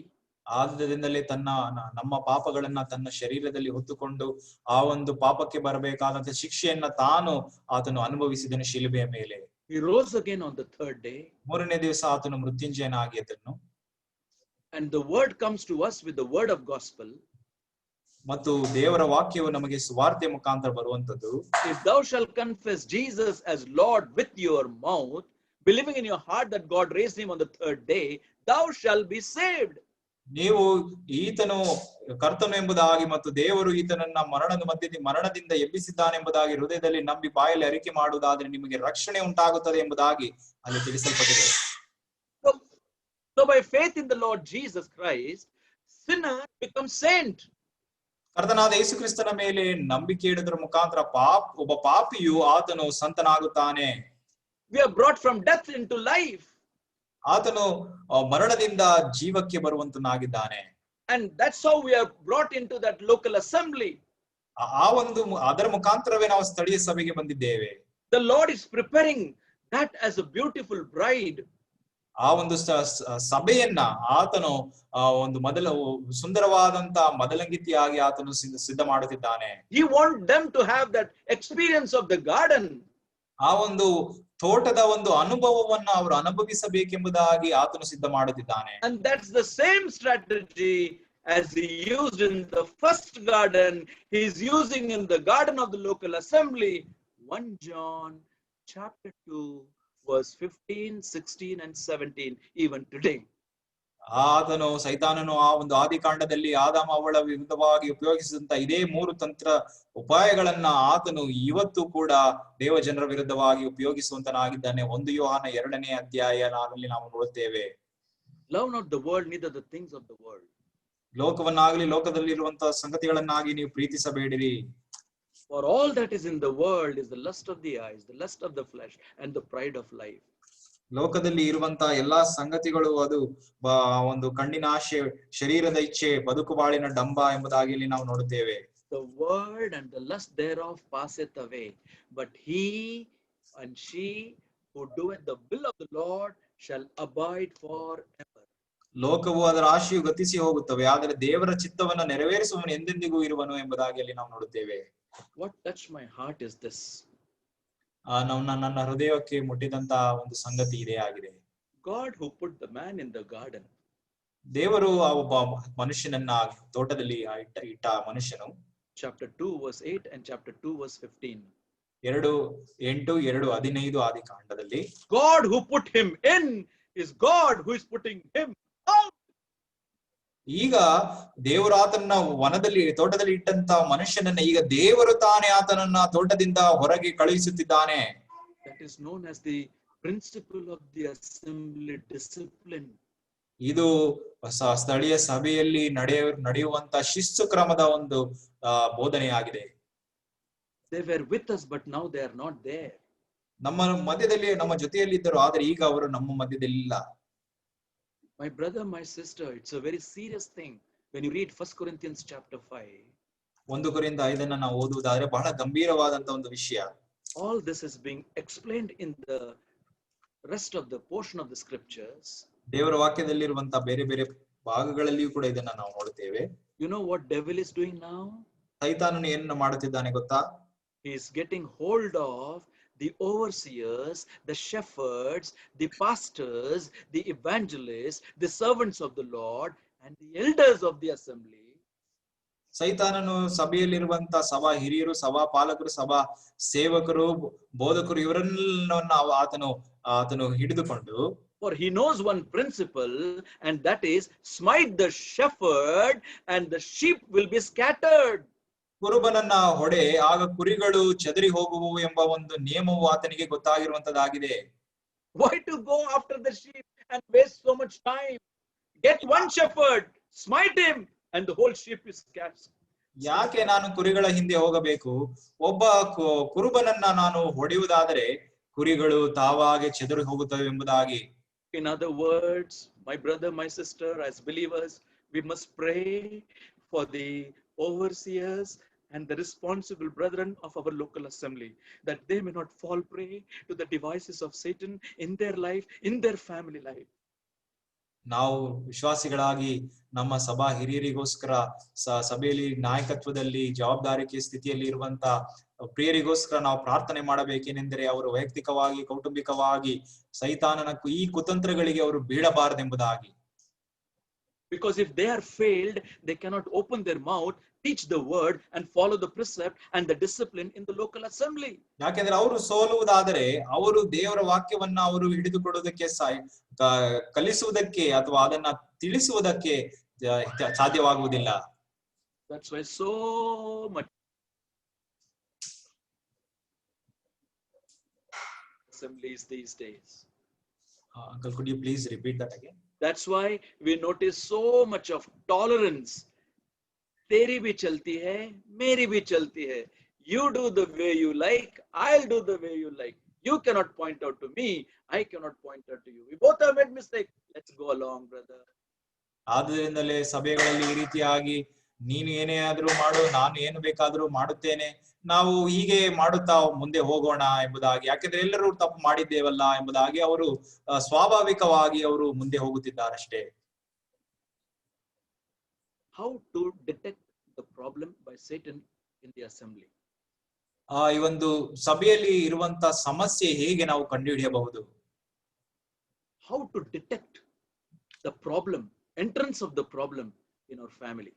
ನಮ್ಮ ಒಂದು ಕುಟುಂಬದಲ್ಲಿ ಸಮಸ್ಯೆಯ ಒಂದು ಬರುವಿಕೆ ಹೇಗೆ ನಾವು ಕಂಡುಹಿಡಿಯೋದಕ್ಕೆ ಸಾಧ್ಯ? I was touched when I was reading this portion afresh. ಇದನ್ನ ತಿರುಗಿ ನಾನು ಹೊಸದಾಗಿ ಓದುವಾಗ ನನ್ನ ಮನಸ್ಸಿಗೆ ಮುಟ್ಟಿದಂತ ವಿಷಯ. Because for the first time we read in the Bible in chapter 3, now the serpent was more subtle than any beast of the field which the Lord God had made. Now underline. And he said. ನಾವು ಓದುತ್ತೇವೆ, ಯೆಹೋವ ದೇವರು ಉಂಟು ಮಾಡಿದ ಎಲ್ಲಾ ಭೂಜಂತುಗಳಲ್ಲಿ ಸರ್ಪವು ಕುಯುಕ್ತಿಯಾಗಿತ್ತು. ಈಗ ಗಮನಿಸಿರಿ, ಅದು ಸ್ತ್ರೀಯ ಬಳಿಗೆ ಬಂದು ಹೀಗೆ ಹೇಳಿತು ಎಂಬುದಾಗಿ ನಾವು ನೋಡುತ್ತೇವೆ. How to identify? ಯಾವ ರೀತಿಯಾಗಿ ಇದನ್ನ ಗುರುತು ಮಾಡುವುದಕ್ಕೆ ಸಾಧ್ಯ? My brother, my sister, ನನ್ನ ಪ್ರಿಯ ಸಹೋದರ ಸಹೋದರಿ, the moment Eve had heard third voice, the foreign voice, a different voice, she should have been alert. ಯಾವಾಗ ಆಕೆ ಮೂರನೆಯ ವ್ಯಕ್ತಿಯ ಒಂದು ಸ್ವರ, ಬೇರೆಯೊಬ್ಬ ಯಾರೋ ಒಬ್ಬ ವ್ಯಕ್ತಿಯ ಸ್ವರವನ್ನ ಆಕೆ ಕೇಳಿದಾಗ ಆಕೆ ಹುಷಾರಾಗಬೇಕಾಗಿತ್ತು. Until chapter 2, there were only two voices, voice of God and voice of man. ಎರಡೇ ಒಂದು ಸ್ವರಗಳು ಎರಡನೇ ಅಧ್ಯಾಯದವರೆಗೂ ಇರುವಂತದ್ದಾಗಿತ್ತು, ದೇವರ ಸ್ವರ ಮತ್ತು ಮನುಷ್ಯನ ಅಥವಾ ಆದಾಮನ ಸ್ವರವೇ ಆಗಿತ್ತು. Third voice, ಮೂರನೆಯ ಒಂದು ಸ್ವರವು ಅಲ್ಲಿ ಬಂತು. and that third voice because they failed to recognize, they have fallen prey to it. ಮೂರನೇ ಆ ಒಂದು ಸ್ವರವನ್ನ ಅವರು ಗುರುತು ಮಾಡುವುದಕ್ಕೆ ಅವರು ಸೋತು ಹೋದ ಕಾರಣದಿಂದ ಅವರು ಬಿದ್ದು ಹೋದರು. Immediately she should have gone to her husband and said, "Oh, listen, today I heard a different voice, a third voice, the voice of a serpent, which we have never heard earlier." ನಾನು ಅವಳು ಆದಾಮನ ಬಳಿಗೆ ಈ ರೀತಿಯಾಗಿ ಹೋಗಿ ಹೇಳಬೇಕಾಗಿತ್ತು, ಮೂರನೆಯ ಒಂದು ಸ್ವರವನ್ನ ನಾನು ಇಂದು ಕೇಳಿದೆನು, ಇದುವರೆಗೂ ನಾನು ಕೇಳದೇ ಇರುವಂತ ಸರ್ಪದ ಸ್ವರ ಎಂಬುದಾಗಿ. What is the, how to recognize the third voice? ಇಲ್ಲಿ ನಾವು ನೋಡುವಂತದ್ದು ಯಾವ ರೀತಿಯಾಗಿ ಮೂರನೇ ಸ್ವರವನ್ನ ಕಂಡು ಹಿಡಿಯುವಂತದ್ದು. Listen now carefully. ಇದನ್ನ ಗಮನವಿಟ್ಟು ನೀವು ಕೇಳಿರಿ. Any voice that leads to doubt of the word of God, any voice that leads to the doubt of God is the third voice. ಯಾವುದು ಮೂರನೇ ಸ್ವರ ಎಂಬುದಾಗಿ ಹೇಗೆ ಕಂಡುಹಿಡಿಯುವುದು ಎಂಬುದಾಗಿ ಹೇಳುವುದಾದರೆ, ಯಾವ ಒಂದು ಸ್ವರವು ನಮಗೆ ದೇವರ ವಾಕ್ಯದ ಮೇಲೆಯೂ ಮತ್ತು ದೇವರ ಮೇಲೆಯೂ ಸಂಶಯವನ್ನ ನಮಗೆ ಮೂಡಿಸುತ್ತದೋ ಅದೇ ಮೂರನೇ ಒಂದು ಸ್ವರವಾಗಿದೆ. Any voice that distances our relationship is the third voice. ನಮ್ಮಿಂದ ದೇವರನ್ನ ದೂರ ಮಾಡುವಂತ ಯಾವುದೇ ಒಂದು ಸಂಗತಿ ಆಗಲಿ ಅದು ಮೂರನೇ ಸ್ವರವಾಗಿರುತ್ತದೆ. Any voice that divides among us is the third voice. ಯಾವುದು ನಮ್ಮನ್ನ ವಿಭಾಗಿಸುತ್ತದೋ ಅದು ಮೂರನೇ ಸ್ವರವಾಗಿರುತ್ತದೆ. Any voice that leads us to disobey God is the third voice. ಯಾವುದು ದೇವರ ವಾಕ್ಯಕ್ಕೆ ನಮ್ಮನ್ನ ಅವಿಧೇಯರನ್ನಾಗಿ ಮಾಡುತ್ತದೋ ಅದು ಮೂರನೇ ಒಂದು ಸ್ವರವಾಗಿದೆ. Right is the third voice. Sorry uncle, can you repeat that? Any voice that leads us to denial of what is right is the third voice. ಯಾವುದು ಸರಿಯಾಗಿದೆಯೋ ಅದನ್ನ ತಿರಸ್ಕರಿಸುವುದಕ್ಕೆ ನಮ್ಮನ್ನ ಪ್ರೇರೇಪಿಸುತ್ತದೋ ಅದು ಮೂರನೇ ಒಂದು ಸ್ವರವಾಗಿದೆ. Any voice that leads us to darkness to cover our sin, that's what they were doing, right, is the third voice. ಯಾವುದು ನಮ್ಮ ಪಾಪಗಳನ್ನ ಮುಚ್ಚಿಕೊಳ್ಳುವುದಕ್ಕೆ ನಮ್ಮನ್ನ ಕತ್ತಲೆಗೆ ನಡೆಸುತ್ತದೋ ಅದನ್ನೇ ಅಲ್ಲಿ ನಾವು ನೋಡುವಂತದ್ದು ಆದಾಮ ಅವಳು ಮಾಡಿದ್ದು ಅದು ಮೂರನೇ ಸ್ವರವಾಗಿದೆ. That's why they're covering, they're hiding, then they're doing it secretly. ಆದ್ದರಿಂದ ಅವರು ಅಡಗಿಕೊಂಡು ಅವರು ಅದನ್ನ ಮುಚ್ಚಿಕೊಳ್ಳುವುದಕ್ಕೋಸ್ಕರ ಪ್ರಯತ್ನವನ್ನು ಪಡುತ್ತಿದ್ದಾರೆ. ಅದು ಮೂರನೇ ಸ್ವರ. Any voice that leads to defame and blame one another is the third voice. ಯಾವುದು ಒಬ್ಬರನ್ನೊಬ್ಬರು ದೂರುವಂತ ಹಾಗೆ ಮಾಡುತ್ತದೋ ಅದು ಮೂರನೇ ಸ್ವರವಾಗಿದೆ. Any voice that leads to death, spiritual death, breaking relationship with God and one another is the third voice. ಯಾವುದು ನಮ್ಮನ್ನ ಮರಣಕ್ಕೆ ನಡೆಸುತ್ತದೋ, ಯಾವುದು ನಮ್ಮನ್ನ ದೇವರಿಂದ ದೂರ ಮಾಡಿ ನಮ್ಮನ್ನ ಅನ್ಯೋನ್ಯತೆಯಿಂದ ಒಬ್ಬರನ್ನೊಬ್ಬರನ್ನು ದೂರ ಮಾಡುತ್ತದೋ ಅದು ಸ್ವರವಾಗಿದೆ, ಬೇರೆ ಸ್ವರವಾಗಿದೆ. Any voice that robs our peace, bliss and blessing is the third voice. ಯಾವುದು ನಮ್ಮ ಶಾಂತಿಯನ್ನ ನಮ್ಮ ನೆಮ್ಮದಿಯನ್ನ ಕೆಡಿಸುತ್ತದೋ ಅದು ಸ್ವರವಾಗಿದೆ, ಬೇರೆ ಸ್ವರ. Any voice that brings curse upon us is a third voice. ಯಾವುದು ನಮ್ಮ ಮೇಲೆ ಶಾಪವನ್ನ ತರುತ್ತದೋ ಅದು ಕೂಡ ಬೇರೆ ಸ್ವರವಾಗಿದೆ. May God make our ears sensitive. ನಮ್ಮ ಕಿವಿಗಳನ್ನ ದೇವರು ತಾನೇ ಚುರುಕು ಮಾಡಲಿ. Just to recognize the third voice. ಆ ಒಂದು ಮೂರನೇ ಸ್ವರವನ್ನ ಕಂಡುಹಿಡಿಯೋದಕ್ಕೋಸ್ಕರವೇ ಸಾಕು. And we will overcome many of the problems which we have not detected earlier. ನಾವು ಈ ಹಿಂದೆ ಕಂಡುಹಿಡಿಯೋದಕ್ಕೆ ಆಗದೇ ಇರುವಂತ ಸಂಗತಿಗಳನ್ನ ಕಂಡುಹಿಡಿಯೋದಕ್ಕೆ ದೇವರು ಸಹಾಯಿಸುತ್ತಾನೆ. As we bring to conclusion of our studies, ನಾವು ಈ ಒಂದು ಅಧ್ಯಯನದ ಸರಣಿಯನ್ನ ನಾವು ಮುಗಿಸುವುದಕ್ಕೆ ಬಂದಿರುವಾಗ, with a great burden in heart, the man of God said, "Ye are God's husbandry." ದೊಡ್ಡವಾದಂತ ಭಾರದಿಂದ ದೊಡ್ಡ ಶ್ರೇಷ್ಠ ದೇವ ಮನುಷ್ಯನಾದ ಪೌಲನು ಆತನು ತಿಳಿಸಿದ್ದು, ನೀವು ದೇವರ ಹೊಲವು ದೇವರ ಕಟ್ಟಡವೂ ಆಗಿದ್ದೀರಿ ಎಂಬುದಾಗಿ. Bringing to their attention these 10 important things. ಈ ಮುಖ್ಯವಾದಂತ 10 ಸಂಗತಿಗಳನ್ನ ಆತನು ದೇವರ ಜನರ ಮುಂದೆ ತರುತ್ತಾನೆ. Which reminds me of that beautiful hymn which the hymn writer said. ಈ ಒಂದು ಸುಂದರವಾದಂತ ಒಂದು ಹಾಡುಗಾರನು ತಿಳಿಸುವ ಹಾಗೆ, ಪ್ರಭು ಕೆ ಲಿಯೇ काम न आए, जीवन को ऐसे तुम छोड़ दो,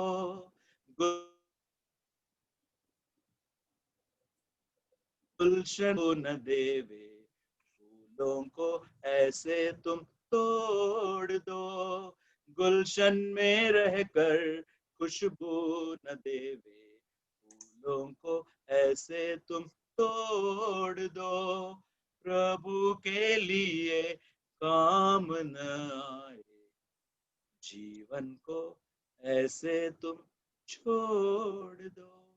What an important thing it is for us. ಎಂತ ಒಂದು ಮುಖ್ಯವಾದಂತ ವಿಷಯವಾಗಿದೆ. As we bring to close, my heart is thrilled when I read a portion of the scripture little ahead. ನಾನು ಇನ್ನು ಸ್ವಲ್ಪ ಮುಂದೆ ಹೋಗಿ ದೇವರ ವಾಕ್ಯವನ್ನ ನಾನು ಓದುವಾಗ ನನ್ನ ಹೃದಯವು ಅದು ನನ್ನನ್ನ ಪ್ರೋತ್ಸಾಹಿಸುತ್ತದೆ. When you read John's Gospel, chapter 19 and verse 41. ಯೋಹಾನ್ ಬರೆದ ಸುವಾರ್ತೆ 19ನೇ ಅಧ್ಯಾಯ 41ನೇ ವಚನವನ್ನ ನಾವು ಓದುವಾಗ, the Lord Jesus Christ said to the woman, ಆ ಒಂದು ಸ್ತ್ರೀಗೆ ಕರ್ತನಾದ ಯೇಸು ಕ್ರಿಸ್ತನು ಈ ರೀತಿಯಾಗಿ ತಿಳಿಸಿದ, waiting and weeping at the sepulchre. ಆ ಒಂದು ಸಮಾಧಿಯ ಬಳಿಯಲ್ಲಿ ಈ ರೀತಿಯಾಗಿ ಗೋಳಾಡುತ್ತಾ ಅಳುತ್ತಾ ಆಕಿ ಕುಳಿತಿದ್ದಳು. It was no accidental that it was a sepulchre in the garden. ಆ ಒಂದು ತೋಟದಲ್ಲಿ ಒಂದು ಸಮಾಧಿ ಇರುವಂತದ್ದು ಯಾವ ಒಂದು ಆಕಸ್ಮಿಕವಾಗಿರುವಂತ ವಿಷಯವಲ್ಲ.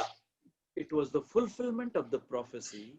ಅದು ಒಂದು ಪ್ರವಾದನೆಯ ಒಂದು ನೆರವೇರುವಿಕೆ ಆಗಿದೆ. But it was a garden sepulchre. ಆದರೆ ಅದು ತೋಟದಲ್ಲಿದ್ದಂತ ಒಂದು ಸಮಾಧಿ ಆಗಿದೆ. And for a watching and waiting and weeping believer in that garden at the sepulchre, there came a word from the mouth of the Savior. Woman, woman, why weepest thou? ಅಲ್ಲಿ ಆ ಒಂದು ತೋಟದಲ್ಲಿ ಸಮಾಧಿಯ ಬಳಿಯಲ್ಲಿ ಅಳುತ್ತಿದ್ದಂತ ಒಂದು ಹೆಂಗಸಿಗೆ ಒಂದು ಸ್ವರವು ಅಲ್ಲಿ ಬಂತು, ಹೆಂಗಸಿ ಸ್ತ್ರೀಯೇ ನೀನು ಯಾಕೆ ಅಳುತ್ತಾ ಇದ್ದಿ ಎಂಬುದಾಗಿ. Same thing, if you are passing through some difficulties, my brother, my sister, the Lord is saying, why weepest thou? ಯಾಕೆ ಅಮ್ಮ ನೀನು ಅಳುತ್ತಿ ಎಂಬುದಾಗಿ ಯೇಸು ನಮಗೆ ಆತನು ಮಾತನಾಡುವಂತನಾಗಿದ್ದಾನೆ. ಯಾರ್ಯಾರು ಕಷ್ಟದಲ್ಲಿ ಸಂಕಟವಾಗಿರುವಂತವರು. Whom seekest thou? ಯಾರನ್ನ ನೀನು ಹುಡುಕುತ್ತಿದ್ದಿ? What is written ahead is again not accidental. ಅಲ್ಲಿ ಮುಂದೆ ಬರೆದಿರುವಂತ ವಚನಗಳು ಅದು ಅಕಸ್ಮಾತ್ ಆಗಿರುವಂತದ್ದಲ್ಲ. She, supposing him to be the gardener, saith unto him, Sir, if thou hast borne him hence, tell me where thou hast laid him, and I will take him away. ಆಕೆ ಆತನನ್ನ ತೋಟಗಾರನೆಂದು ನೆನೆಸಿ ಆತನಿಗೆ, ಅಯ್ಯ ನೀನು ಆತನನ್ನ ಎತ್ತಿಕೊಂಡು ಹೋಗಿದ್ದರೆ ಎಲ್ಲಿ ಇಟ್ಟಿದ್ದಿ ಎಂದು ನನಗೆ ಹೇಳು, ನಾನು ತೆಗೆದುಕೊಂಡು ಹೋಗುತ್ತೇನೆ ಎಂದು ಹೇಳಿದಳು. She supposed him to be a gardener. ಆಕೆ ಆತನು ತೋಟಗಾರನೆಂಬುದಾಗಿ ನೆನೆಸಿದಳು. Actually, he is a gardener. ಆತನು ನಿಜವಾಗಿ ಹೌದು ತೋಟಗಾರನೇ ಆಗಿದ್ದಾನೆ. Because what happened in the book of Genesis after that beautiful garden, ಆ ಒಂದು ಸುಂದರವಾದಂತ ತೋಟದಲ್ಲಿ ಏನಾಯ್ತು ಎಂಬುದಾಗಿ ನೋಡುವುದಾದ್ರೆ, is the death and departure. ಅಲ್ಲಿ ಮರಣವು ಮತ್ತು ಹೊರಡಿಸುವಿಕೆಯೂ ಆಯಿತು. God is not silent. ಅಲ್ಲಿ ದೇವರು ಸುಮ್ಮನಿರಲಿಲ್ಲ.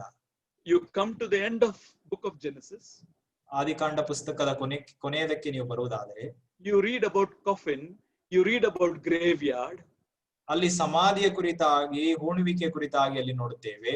My brother, my sister, the beautiful garden because of sin and fall of man turned to be a graveyard. ನನ್ನ ಪ್ರಿಯ ಸಹೋದರ ಸಹೋದರಿ, ಆ ಒಂದು ಪಾಪದ ನಿಮಿತ್ತವಾಗಿ ಸಮಾಧಿ ಆಯಿತು ತೋಟವು. Here is another graveyard again in the garden. Again in the garden. ತೋಟದಲ್ಲಿ ಆ ಸಮಾಧಿ. And the true gardener is back again there. ನಿಜವಾದ ತೋಟಗಾರನು ತಿರುಗಿ ಅಲ್ಲಿ ನಾವು ನೋಡುತ್ತೇವೆ. Ready to turn the graveyard experience to a beautiful garden again. ಆ ಒಂದು ಸಮಾಧಿಯ ಒಂದು ಅನುಭವವನ್ನ ಸುಂದರವಾದ ತೋಟದ ಅನುಭವವನ್ನಾಗಿ ಆತನು ಮಾಡುತ್ತಾನೆ. Woman, why weepest thou? ಅಮ್ಮ ನೀನು ಯಾಕೆ ಅಳುತ್ತಿ? Whom seekest thou? ಯಾರನ್ನ ಹುಡುಕುತ್ತಿ? Victor over death, victorious over grave, the Lord has come out again to make a beautiful garden, now known as to be a local assembly. ಈಗ ಕರ್ತನು ಆತನು ಮರಣವನ್ನ ಸಮಾಧಿಯನ್ನ ಜಯಿಸಿ ಎದ್ದು ಬಂದು ತಿರುಗಿ ಆತನು ಸುಂದರವಾದಂತ ಒಂದು ತೋಟವನ್ನ, ಅಂದರೆ ಸ್ಥಳೀಯ ಸಭೆಯನ್ನ ಮಾಡುವುದಕ್ಕೆ ಎದ್ದು ಬಂದಿದ್ದಾನೆ. as we live in that garden, ಆ ಒಂದು ತೋಟದಲ್ಲಿ ನಾವು ಜೀವಿಸುವಾಗ remembering 10 things that we have learned.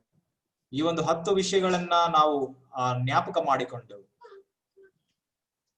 don't forget, that should be in the anticipation of yet another garden, yet another tree, and yet another river. Revelation chapter 22. ಆ ಒಂದು ಪ್ರಕಟಣೆ ಪುಸ್ತಕ 22ರಲ್ಲಿ ತಿಳಿಸಿರುವ ಪ್ರಕಾರ ನಾವು ಯಾವ ರೀತಿಯಾಗಿ ಜೀವಿಸಬೇಕೆಂದರೆ ಆ ಒಂದು ಇನ್ನೊಂದು ತೋಟ, ಇನ್ನೊಂದು ವೃಕ್ಷ, ಇನ್ನೊಂದು ನದಿಯ ಕುರಿತಾಗಿ ನಾವು ಎದುರು ನೋಡುವವರಾಗಿರಬೇಕು. We are heading there, brother. We are heading there, dear sister. Rejoice in the Lord and give your life and make a commitment to live according to this and make your local assembly where you fellowship with as the garden, delightful garden of the Lord. ನನ್ನ ಪ್ರಿಯ ಸಹೋದರ ಸಹೋದರಿ, ನಾವು ಆ ಒಂದು ಸ್ಥಳಕ್ಕೆ ನಾವು ಹೋಗುತ್ತಾ ಇದ್ದೇವೆ, ಪ್ರಯಾಣ ಮಾಡುತ್ತಾ ಇದ್ದೇವೆ. ಅದರಲ್ಲಿ ಸಂತೋಷಿಸಿರಿ. ನಾವು ಆ ಒಂದು ತೋಟವನ್ನ ಎದುರು ನೋಡುವವರಾಗಿರೋಣ. May the good Lord bless the study of His word to your heart and my heart. ಒಳ್ಳೆಯ ಕರ್ತನು ನಮ್ಮನ್ನ ಆಶೀರ್ವದಿಸುವವನು, ನಮ್ಮ ಹೃದಯಕ್ಕೆ ಸಾಂತ್ವನವನ್ನ ಕೊಡುವವನು ಆಗಿರಲಿ. Let's be delighted and encouraged with the word that is before us. ನಮ್ಮ ಎದುರಲ್ಲಿ ಇರುವಂತ ವಾಕ್ಯದಿಂದ ನಾವು ಆದರಣೆಯನ್ನ ಪಡೆದುಕೊಂಡು ನಾವು ಸಂತೋಷದಿಂದ ಜೀವಿಸುವವರಾಗಿರೋಣ. Once again, with heartfelt thanks, I would like to express to the elders of the assembly for having given this opportunity to be with you for all these couple of weeks and to study this word. Thank you very much. God bless you all. Amen. ಕರ್ತನು ತಾನೇ ನನಗೆ ಕೊಟ್ಟಂತ ಅವಕಾಶಕ್ಕಾಗಿ, ಸಭಾ ಹಿರಿಯರ ಅವಕಾಶಕ್ಕಾಗಿ ನಾನು ಕೃತಜ್ಞತೆ ಉಳ್ಳವನು ನಾನಾಗಿದ್ದೇನೆ. ದೇವರು ತಾನೇ ನಿಮ್ಮನ್ನ ಆಶೀರ್ವದಿಸಲಿ. God bless you. ದೇವರ ಆಶೀರ್ವದಿಸಲಿ.